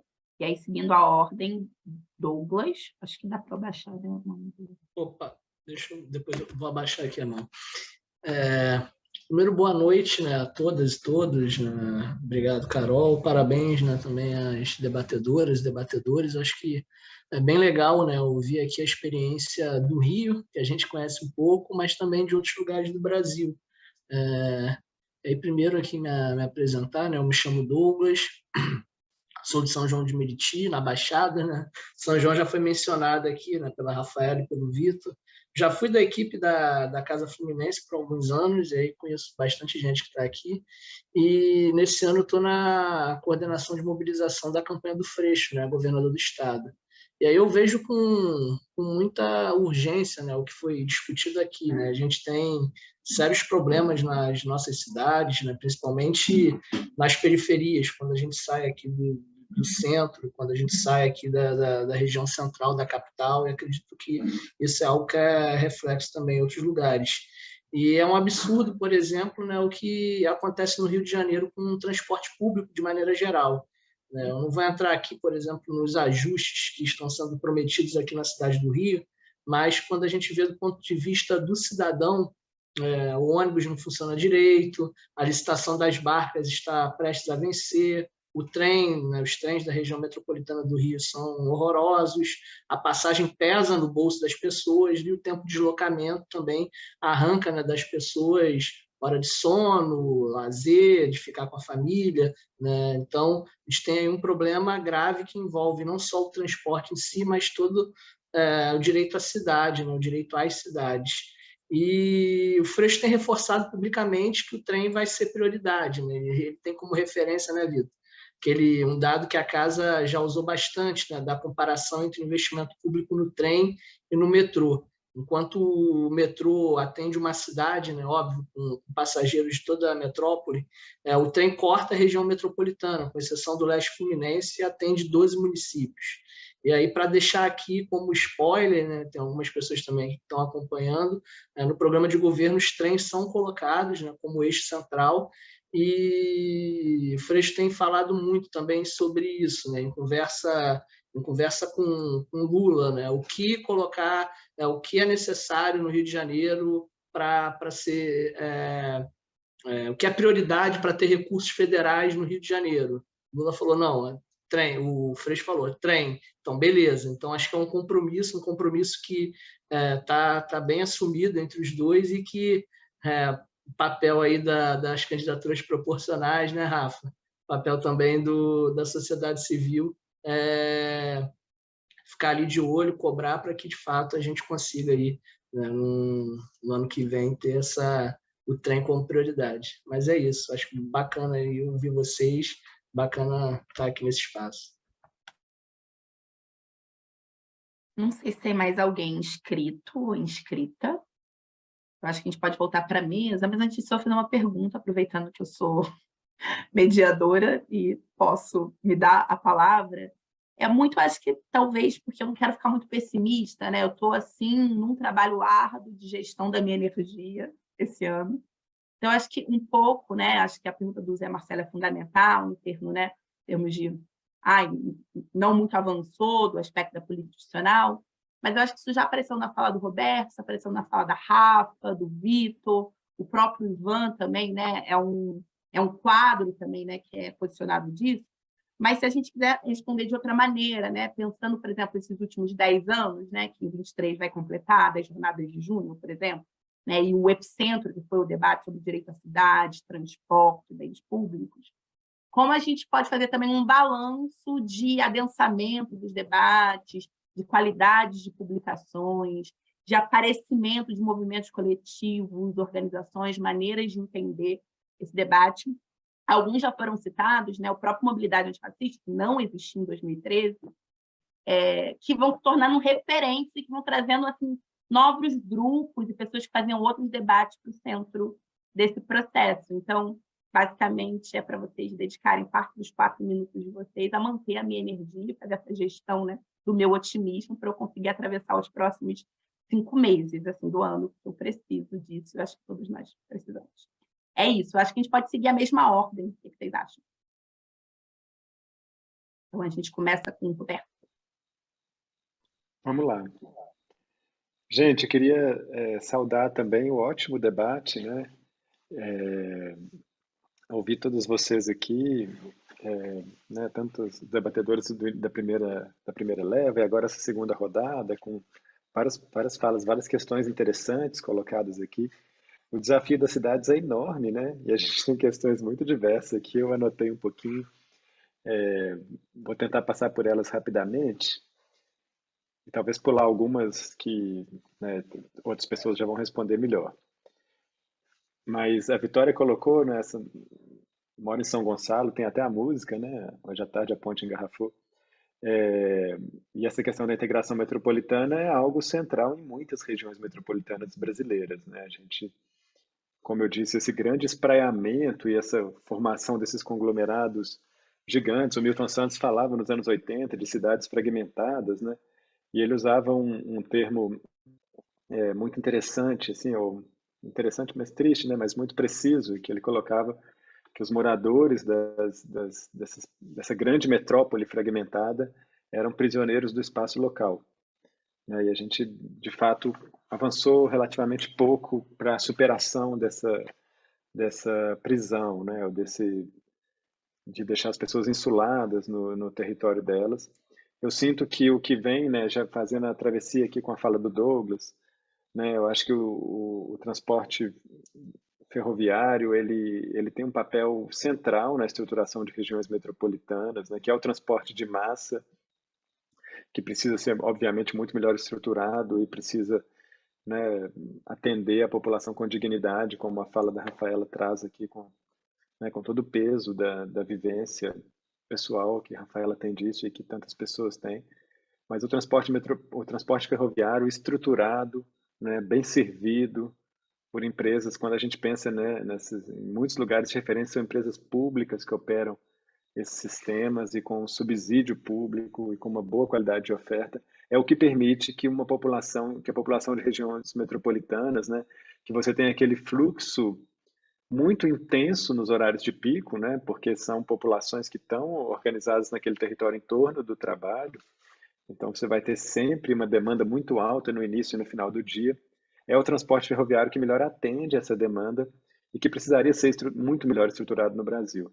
A gente já teve um transporte sobre trilhos muito melhor no país, ele foi desmontado desde o meio do século XX, e de fato, mesmo quando tivemos, né, nosso campo esteve no poder, nós não fomos capazes de priorizar, né, uma retomada do transporte como sobre trilhos, que é aquele que pode transportar as massas, é aquele que pode, né, poluir pouco nesse transporte, que pode ocupar pouco espaço, gerar poucos impactos. Então, é de fato o transporte que a gente precisaria priorizar e que a gente precisaria dar, né, ênfase no nosso próximo ciclo de governos, tanto né, no âmbito federal quanto nos governos estaduais.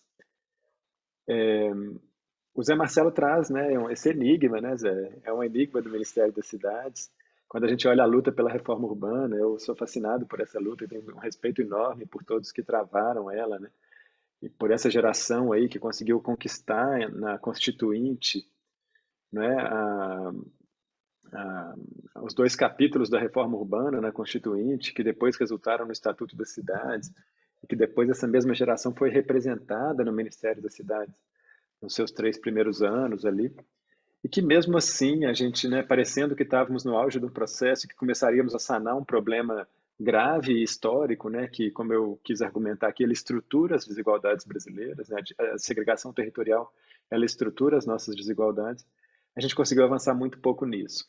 É um balanço de por que conseguimos avançar pouco, ele demanda muito mais espaço e muito mais tempo do que o que a gente tem aqui, mas acho que é importante que a gente constate que em algum momento, mesmo dentro do nosso campo, nós não consideramos isso prioridade ou achamos que somente a inclusão pela renda e né, inclusão pela renda e educacional, obviamente, são coisas muito importantes, mas somente elas permitiriam que a população, né, que foi historicamente excluída de uma cidadania mais igualitária no Brasil, pudesse ascender, né, a uma forma de vida melhor.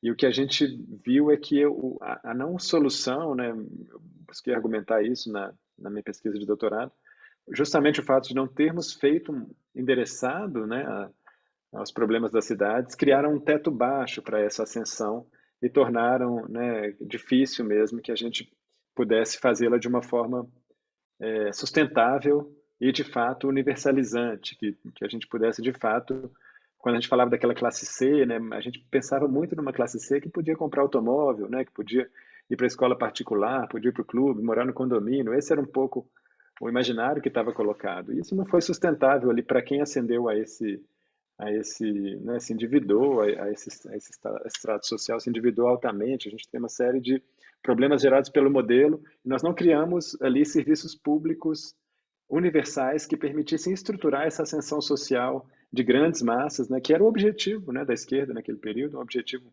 muito importante, acho que continua a ser, mas acho que agora a gente tem que buscar dar forma que de fato se sustente para esse objetivo. A Cláudia Cruz traz essa questão muito importante, acho que Ivan vai saber responder melhor, mas num contexto de eventos climáticos extremos, tanto a questão da moradia quanto a da mobilidade precisam ser extremamente revistas. A gente tem desafios enormes pela frente, se a gente quiser, né, dar segurança para toda a população, manter as cidades minimamente saudáveis em contextos de grande intensidade de calor numa época seguida de chuvas extremas. Quer dizer, a gente precisa repensar os espaços urbanos com muito mais efetividade na busca, né, desses espaços serem seguros, serem justos, caberem todo mundo, e de fato, né, a gente poder viver neles de uma forma compartilhada. Acho que a Carol também traz esse ponto super interessante, né? A gente segue com o desafio de compreender, né, de pensar melhor o nosso ciclo aí dos últimos 20 anos, mas nos últimos anos o debate amadureceu muito no nosso campo, né? Se a gente às vezes perdeu, acho que no campo da mobilidade a gente perdeu tração social, né, por diversas razões ali, a gente tem muita dificuldade de mobilizar hoje como mobilizava há 10 anos atrás, no aspecto do debate do direito à cidade, né, e como esse debate se entrelaça com as diversas desigualdades que são estruturadas na sociedade brasileira, de gênero, de raça, de classe. A gente tem avançado muito, tem boas obras. Eu saúdo mais uma vez o Mobilidade Antirracista, que é um livro incrível, eu recomendo para todas as pessoas lerem aqui, o capítulo da Rafaela, o capítulo do Paik, vários capítulos super, super interessantes, super ricos. Outros, né, várias pesquisas que também relacionam a mobilidade com gênero, são coisas que não estavam, né, fortes dessa maneira há poucos anos atrás.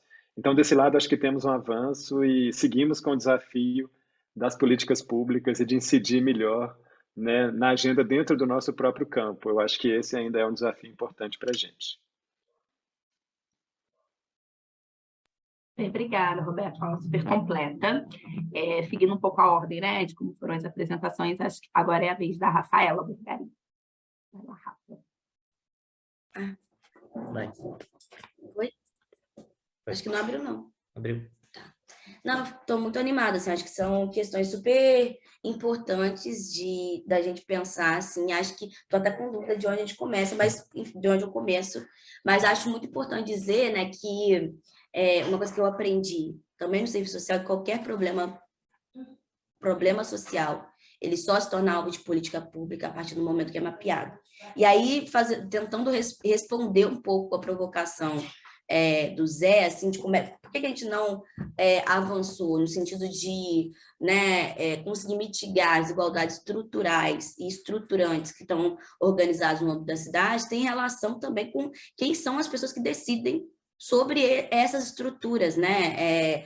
Aqui em São João de Meriti, a gente sempre ouve as pessoas falarem, eu sempre falo isso, né? As pessoas sempre falam, um buraco aqui em São João de Meriti demora 1 ano para ser tapado. Um buraco em Copacabana, que é um território, né, da Zona Sul, um território mais abastado, não demora 1 dia para ser tapado, porque, na verdade, quem decide sobre que buraco tapar vai passar todos os dias, o buraco de Copacabana vai estar no caminho dele. Quem decide, né, e o buraco de São João de Meriti, provavelmente ele nunca vai saber onde é que está, nem né, que existe. Então, tem uma questão, né, que a gente faz o debate de como a gente precisa mover, acho que o Mobilidade Antirracista fala sobre isso, né, de como a gente pensa uma outra metodologia de pensar cidades e de pensar a mobilidade, que é essa metodologia implicada, né, produzir respostas para os problemas sociais que estão colocados é material, a gente só se move para responder essas demandas a partir do que nos atravessa, no que nos sensibiliza, e essa metodologia de como a gente parte, por que a gente fala sobre transicionar o transporte, né, com o texto lá da Neon Cunha, é entender que um corpo feminino trans circulando pela cidade tem demandas muito distintas das demandas de um corpo masculino branco. E aí, assim, nessa dimensão, acho que como a gente enfrenta as desigualdades é a partir do enfrentamento dos privilégios. E quando a gente fala que tem 2 dimensões distintas na forma como as cidades estão organizadas, na forma como a mobilidade se pensa no âmbito da cidade, a gente está dizendo que tem 2 dimensões distintas de direitos e de garantias. Eu não diria que a gente tem uma população que nunca acessou integralmente as políticas. A gente tem uma população, na verdade, a gente tem setores da população cujos direitos e garantias não foram pensados para esses setores. E tem uma relação, inclusive, né? A gente tem uma lógica contraditória, como se pensa o planejamento e a priorização orçamentária de investimentos, de estrutura na cidade, que se investe mais dinheiro, se coloca, se garante mais serviço e mais estrutura, onde já tem estrutura. E tem uma dimensão que está diretamente vinculada com isso, por isso que a gente tem feito o debate de mobilidade como ponto central de como a gente pensa a mudança e o enfrentamento das desigualdades estruturais latentes, que tem uma dimensão da própria segurança pública, e acho que esse governo que a gente quer superar foi eleito, na verdade, por essa demanda de segurança, né, que é uma demanda, está muito associada a um desejo punitivista, ao racismo e à seletividade penal, né, enfim, que a segurança pública em grande parte, em grande medida, a justificativa para não se colocar estruturas e equipamentos públicos dentro dos territórios de periferia e favela. Então, por exemplo, a gente tem aqui várias 5 linhas de trem. E aí, assim, o ramal de Belford Roxo, ele é descrito, porque não tem que se investir, porque, na verdade, é um ramal que atravessa territórios majoritariamente pretos, muito pobres, através do Jacarezinho, Costa Barros Filho, né? E essa justificativa de insegurança, ela justifica a lógica de retirada e de omissão diante da garantia de direitos essenciais. São João de Meriti, que tem essa composição demográfica, né? Não tem nenhum hospital público, né? Então, essa política de interdição e esse não acesso do direito, ele está organizado no âmbito dos territórios. Estava discutindo aqui com o Vitor, que é isso, como a gente pensa, inclusive, né, em uma outra metodologia de garantir e refletir sobre os grupos prioritários e que precisa passar pelos territórios, né? Precisa passar antes pelos territórios, porque a gente tem uma defasagem. Na verdade, principalmente depois do governo Bolsonaro, né? O vácuo que se tem de produção de dados, e a gente nunca conseguiu avançar no sentido de garantir marcadores raciais, marcadores de gênero. Então, fica difícil, inclusive, para a gente conseguir definir esses perfis quando se tem, né, uma produção muito pobre de dados, assim. E tem uma dimensão, e tem uma política que é estratégica e estrutural, né? Na verdade, é muito estratégica nesse sentido de como a gente pensa cidades menos desiguais, como a gente amplia direito, que passa pela assistência social, que é uma das políticas, né, nos anos de execução do Bolsa Família. O CAD único, ele foi, né, a ferramenta que mais conseguiu desenhar as diversas realidades, as diversas violências que atravessam os grupos mais vulneráveis da sociedade. Então, como é que a gente pensa essa dimensão de centralizar e de priorizar essas demandas, né, e responder às demandas de igualdade a partir da produção de política de equidade, e resgatando que foi esse mapeamento possível pelo CAD único. Acho que essa perspectiva eu já coloquei, né, de como a gente pensa a perspectiva de segurança cidadã, porque a mesma lógica de interdição que garante, né, a segurança ela está vinculada diretamente a uma interdição, o horário de ônibus para Manguinhos, que é um território de favela aqui, é a última 10 horas, que está condicionando até que horas as pessoas vão circular pela cidade, o que a produção das operações dentro do território de favela, que culminam em 50 dias de posto de saúde fechado, e aí 50 dias de posto de saúde fechado significa que aquelas pessoas que estão há 1 ano na fila vão ficar mais pelo menos 1 ano para conseguir uma outra consulta. Isso é importante para a gente ter a dimensão da centralidade da mobilidade. É importante, inclusive, dizer que as grandes lutas por direitos civis no mundo, né, passaram pelo transporte público, desde Rosa Parks nos Estados Unidos, quando se recusa a dar o lugar no ônibus, desde as lutas contra o apartheid, que iniciam a partir do metrô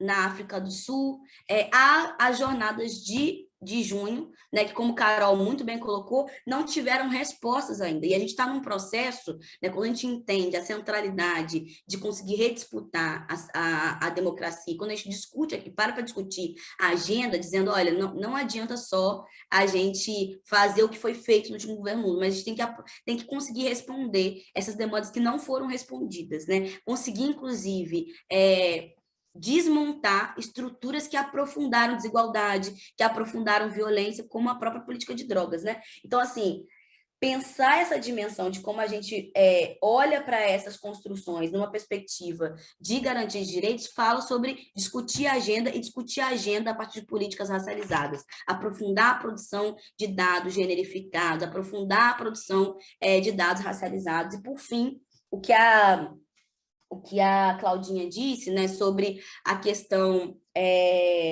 da justiça climática, está aberto também, né?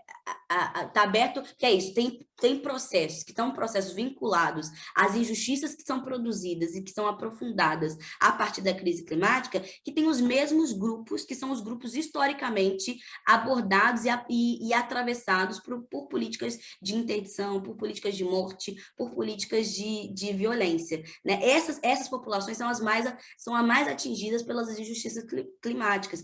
Nisso se coloca a possibilidade de se pensar, mais uma vez, como é que a gente pensa reparação, como é que a gente pensa compensação dos danos, das injustiças que já foram produzidas pelo clima, né? Porque eu nunca vi uma casa em São Conrado, como o Vitor deu exemplo aqui, que é no morro, nunca vi uma casa em São Conrado cair por causa das chuvas. Eu nunca vi um dos castelos de Santa Teresa cair. Isso fala sobre infraestrutura, isso fala sobre despriorização, isso é a lógica, né, da garantia e da interdição, da omissão. Então, como é que a gente pensa a centralidade disso? Porque quando a gente fala sobre a mudança, quando a Vilma Reis fala sobre a mudança do retrato da política institucional, ela não está falando só que a gente precisa ter cara preta ali, ela está falando de algo que é muito material, de como a gente constrói respostas que estão vinculadas às realidades, às experiências das pessoas que vivem nesses territórios e que, historicamente, não estão colocadas com centralidade no âmbito das decisões e dos lugares de poder que decidem sobre as políticas que incidem sobre nossas vidas. E, por fim, agora, para tentar responder a Vitória, acho que tem uma série de construções, né, que a gente não está inventando a roda. Tem uma série de acúmulos e construções que falam sobre esses isolamentos, né? Essas políticas que também são políticas de confinamento a partir de São Gonçalo, e como é que a gente pensar a resposta para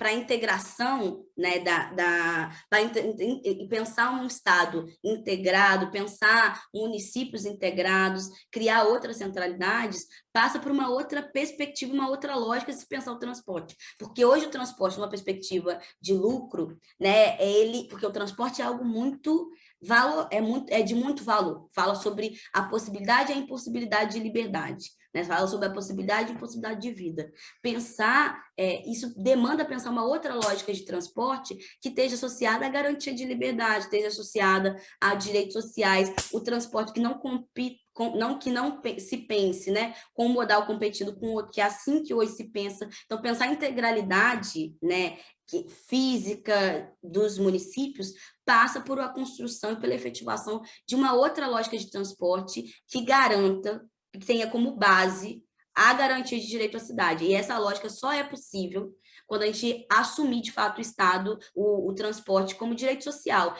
criando Fundo Nacional de Transporte, fundos estaduais de transporte, sistema único de mobilidade, o ente metropolitano que consiga fazer, consensuar, né, as relações entre municípios diferentes que estão, e pensar essa integralidade dos deslocamentos no âmbito dos estados, dos municípios. Acho que essas são dimensões fundamentais para como a gente muda essa perspectiva e impacta de fato nessa dimensão de desigualdade que só é possível a partir de uma perspectiva de equidade, de política de equidade e de política de reparação. Muito obrigada, Rafa. E aí vai continuar no mesmo quadrado, porque o próximo a falar agora é o Vitor Hessen, para dar seus 4 minutos finais. Vou muito rapidinho, valeu, Carol. Mas, enfim, também está no mesmo quadrado, é isso, né? Ouvir, aprender, e já me vale dessa fala maravilhosa aqui, porque acho que também das perguntas, enfim, agradecendo também todas elas, acho que tem tem esse olhar, né, sobre o que mais também que mobilidade consegue abarcar nessa discussão maior, que acho que até fazendo um vínculo com o encontro anterior, né, onde se discutiu reforma tributária, eu acho que é isso, quando o Rafa fala de uma revisão da prioridade orçamentária, desse exemplo da coisa dos grupos prioritários, né, na vacinação, eu acho que é sobre isso, assim, precisa pensar nisso a partir de uma outra lógica, né, e de recortes que vão pensar como a agenda aqui está esse ano dizendo, nas intersecções, né, com justiça social e territorial, a partir da justiça econômica, justiça racial, justiça de gênero e justiça climática, né, que também ajuda a amarrar um pouco isso. Quando a gente fala que o transporte precisa ser barato, bom, seguro e limpo, né, a gente está falando, e o limpo aí, né, sobre não ter superlotação, não ter uma corrupção muito implicada também, né, e para além de não ter a emissão de poluentes ali, acho que o limpo também, quando a gente usa assim para sintetizar, ele abarca tudo isso, assim. Então acho que até para pensar um pouco nisso, assim, de olhar para todas essas propostas que foram feitas assim a partir dessa régua, dessas justiças, né? Porque não foi feito assim, né? Acho que tem uma construção, e tem muito a ver, né, com a construção histórica de políticas públicas, sim, que previam enfim, quem que poderia votar ou quem não poderia votar, né? Que acho que e ser votado, né? Que acho que remete aí ao que a gente discute sobre democracia hoje, né? E quem poderia, então, tomar decisões quando no Mobilidade Antirracística, aí eu acho que valia sim, Carol, botar o link, a gente colocou como hipótese ali no texto que eu fiz com o Dom, que o transporte público tem dono, né? E esse dono deveria ser o povo e não é. E aí eu acho que remete a isso, assim, a mercantilização da cidade, né? E quem toma decisões, e que as decisões dos empresários, né? E a gente aqui, né, vendo o sumiço de linhas que são lucrativas, né? Essa é a lógica. Devem permanecer ou não, a gente está falando de uma garantia de lucro e não de uma garantia de direito. Então, são essas pessoas que estão decidindo sobre as nossas vidas aí, enfim, e vidas que são mais implicadas e sofrem mais riscos, né, nesse deslocamento, né? Por isso o seguro também, e a cobertura, né, desse transporte. Então, acho que é isso. Acho que falar de centralidade também tem esse perigo, né, de pensar que o modelo e a cidade se organiza a partir de centralizar, mas que quando a gente fala de centralidades é isso. Pensar Meriti, pensar Realengo como também, enfim, territórios ali em que as pessoas podem fazer suas escolhas, né, e, sobretudo, se deslocar menos, porque e acessar seu emprego, acessar lazer, acessar estudo, hospitais próximos de casa, né? Que aí sim. Mas eu acho que, como o Rafa falou, assim, acho que a régua e essa provocação aqui da priorização, que remete à reforma tributária que foi amplamente discutida no outro encontro, eu acho que é daí que parte, né? É falar do que precisa estar ali no orçamento. Douglas mencionou um infográfico lá que dizia, né, do metrô e o trem, a diferença de investimento tem tudo a ver com isso, né? Com um lugar na cidade onde é historicamente privilegiado, e um outro modal que é o trem, que está numa outra área, uma área de periferia da cidade. Então, fazer aqui para fechar um convite também, né? A gente vai estar junto lá em BH, né? No segundo encontro aí nacional Tarifa Zero, né? Caminhos para Tarifa Zero. Então, né, acho que desse encontro também que foi aqui na Economia da UF, né? Que a gente foi também a Maricá, né? Como esse município que tem essa experiência ali de garantia de direitos, sim, né? Tem muitas especificidades, royalty, mas a previsão orçamentária coloca na gratuidade do transporte uma prioridade. Então, acho que ali tem um exemplo ali, né? De município, a gente ainda falando de caminhos da Tarifa Zero, mas visitando ali e estando aqui Maricá, na região metropolitana, ali perto da São Gonçalo da Vitória, né? E eu acho que tem esse lugar para falar.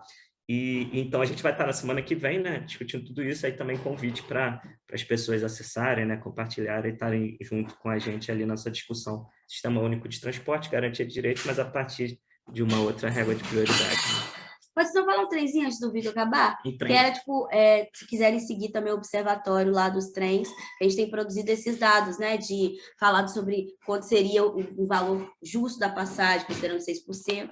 E meu Instagram é Rafa Bergaria. Boa.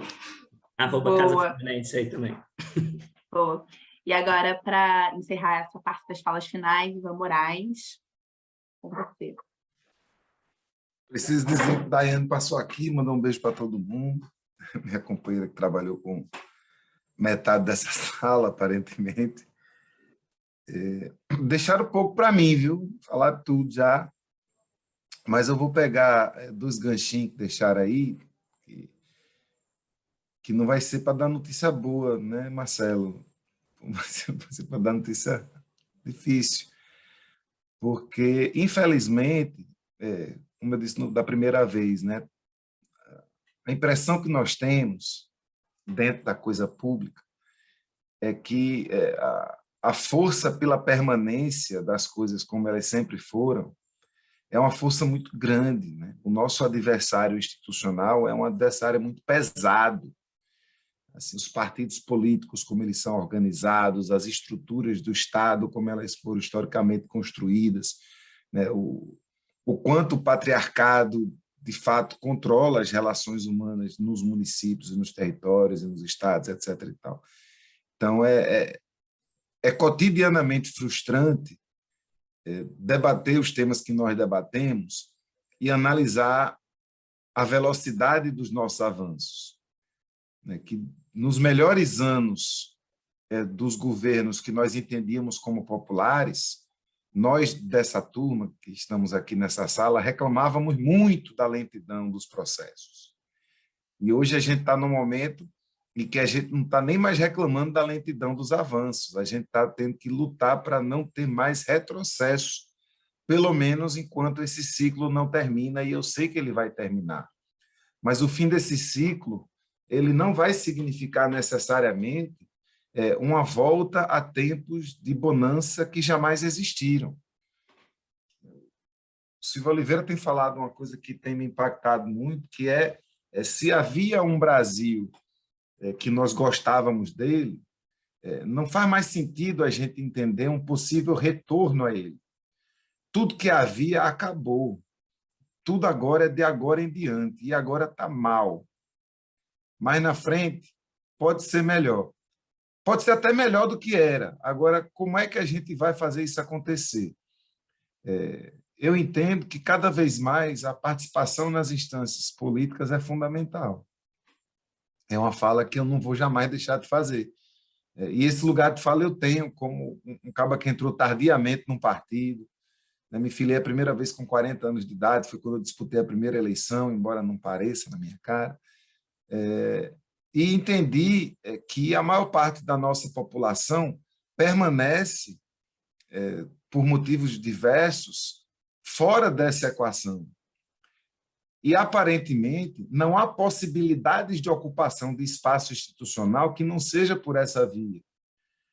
Eu não estou aqui dizendo que é menos importante os movimentos sociais, ou que é menos importante as organizações da sociedade civil se posicionando, ou que é menos importante a chamada pressão exterior, seja lá de onde ela venha, de forma organizada ou não. O que eu estou dizendo é que também é imprescindível, imprescindível, que haja cada vez mais pessoas dispostas a mudar a forma de fazer as coisas, buscando ocupar esse espaço. Tanto nas gestões, quanto nos próprios partidos que determinam quem são as pessoas que terão prioridade na ocupação das gestões e dos poderes legislativos. Senão, nós estamos fadados a ser sempre grupos minoritários com falas pertinentes, com lutas importantes, mas a gente vai ser sempre fadado a ser aquela galera que o nosso adversário gosta muito, porque a gente fala umas coisas legais, a gente incomoda um pouco, a gente meio que legitima o sistema e a gente não consegue transformar. Veja esse número. No Brasil tem mais de 160 milhões de pessoas que estão aptas a votar, então de 2 em 2 anos. Essa tuia de gente pode ir para a urna e escolher uma pessoa em quem votar, e pouco mais de 10% dessa turma está afiliada nos partidos. Tendo tido hoje uma experiência de 6 anos dentro de um partido político, eu estou entendendo cada vez mais que a população que está indo votar apenas na urna está dando um voto de segunda mão. A pessoa está querendo comprar abacaxi, mas ela está indo no supermercado e os donos do supermercado só botaram banana e laranja. Ela vai ter que escolher entre banana e laranja. Nenhuma dessas frutas é a que ela queria, mas alguma delas ela vai levar para casa ou vai voltar para casa sem nada. Você pode votar branco ou nulo, e aí a fruta que vai ter maior saída não vai ser a fruta que você vai escolher. Você pode se abster de escolher essa fruta que você não escolheu estar na prateleira. Então, é muito importante participar desses espaços. E não apenas, eu não estou dizendo assim, participe dos partidos de esquerda. Não porque eu estou dizendo que os partidos de esquerda são perfeitos, eles têm os mesmos problemas de outros partidos, mas é muito importante que as pessoas entrem em qualquer partido, para poder, algum que ela se identifique, ou que tenha uma pauta que possa chamar mais a atenção, mas que nós, cada vez mais, enquanto sociedade, coletivamente, compreendamos que não tem como, não tem mais como a gente se submeter a uma lógica de disputa de poder que é monopolizada por um grupo muito pequeno de pessoas, homens brancos com dinheiro e poder, que sempre tiveram muito dinheiro e poder. Veja o que fizeram com o fundo eleitoral, que era uma luta da esquerda, da sociedade civil, do campo progressista, que houvesse um fundo eleitoral público para que todo mundo pudesse fazer campanha, e esse fundo eleitoral seria exclusivo, ou seja, não haveria possibilidade de financiamento privado de campanhas. Então, a gente fez a gente teve uma meia vitória, mas uma meia vitória que não se traduz necessariamente como vitória. É porque quando você estabelece que há um fundo público eleitoral e o controle desse fundo público eleitoral ele é concedido às lideranças dos maiores partidos, o que a gente está dizendo com isso? Que quem sempre esteve no poder terá cada vez mais o controle de mais recursos que serão utilizados para a permanência desses sujeitos no poder, ou de sujeitos que forem indicados por esses mesmos sujeitos. Então, se a gente não participa dessa briga, e aí participar dessa briga não acontece no Twitter, não acontece na academia, não acontece na parada de ônibus, nem acontece na mesa do bar. Feliz ou infelizmente, do meu ponto de vista, mais infelizmente do que felizmente, essa disputa ela só acontece no interior das legendas partidárias. E é um saco participar de partido. É um saco participar de partido. Eu estou no partido que eu acho que é o melhor do Brasil e é terrível participar dele. Então, imagina o desafio que é você convidar mais pessoas que querem coisas diferentes, que querem ser felizes vivendo no mundo e querem mudar esse mundo para instâncias que são absolutamente engessadas por uma lógica que nós não construímos e que não tem como construí-las do lado de fora, porque nem o respeito desse povo a gente tem se a gente não estiver por dentro brigando com eles. Então, temos esse desafio, é um desafio para muito além das nossas cidades, mas que sem ele as nossas cidades estão fadadas a desaparecer. E quando eu digo desaparecer, isso é a última coisa que eu digo hoje, infelizmente não é notícia boa, é um desaparecer literal. Eu vivo numa cidade que o IPCC da ONU já disse que se nada for feito ontem, daqui a 80 anos, a maior parte dela vai estar debaixo d'água. 80 anos é nada.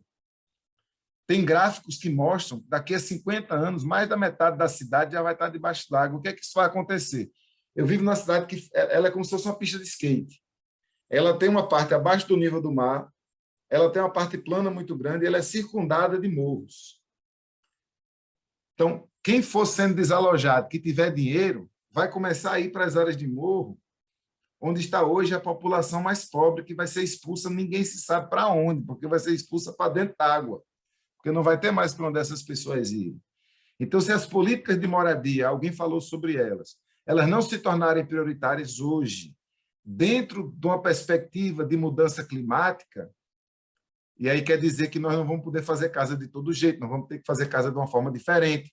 A gente precisa entender que as palafitas, que há muitas falas sempre contra as palafitas, mas que palafitas podem ser um jeito muito digno de morar, desde que sejam feitas de formas sustentáveis, porque a casa na palafita ela sobe, né? A gente precisa entender que a moradia nos morros tem que ser privilegiada de outra forma. A gente precisa entender que o jeito de fazer a casa tem que ser mais alta, pode ter um pier, o transporte fluvial pode ser que ele se fortaleça nos próximos anos. Então, tudo isso tem que ser levado em conta e tem que ser levado em conta com prioridade. A Prefeitura do Recife não gastou nem 100 mil reais no ano passado com política de moradia. Gente.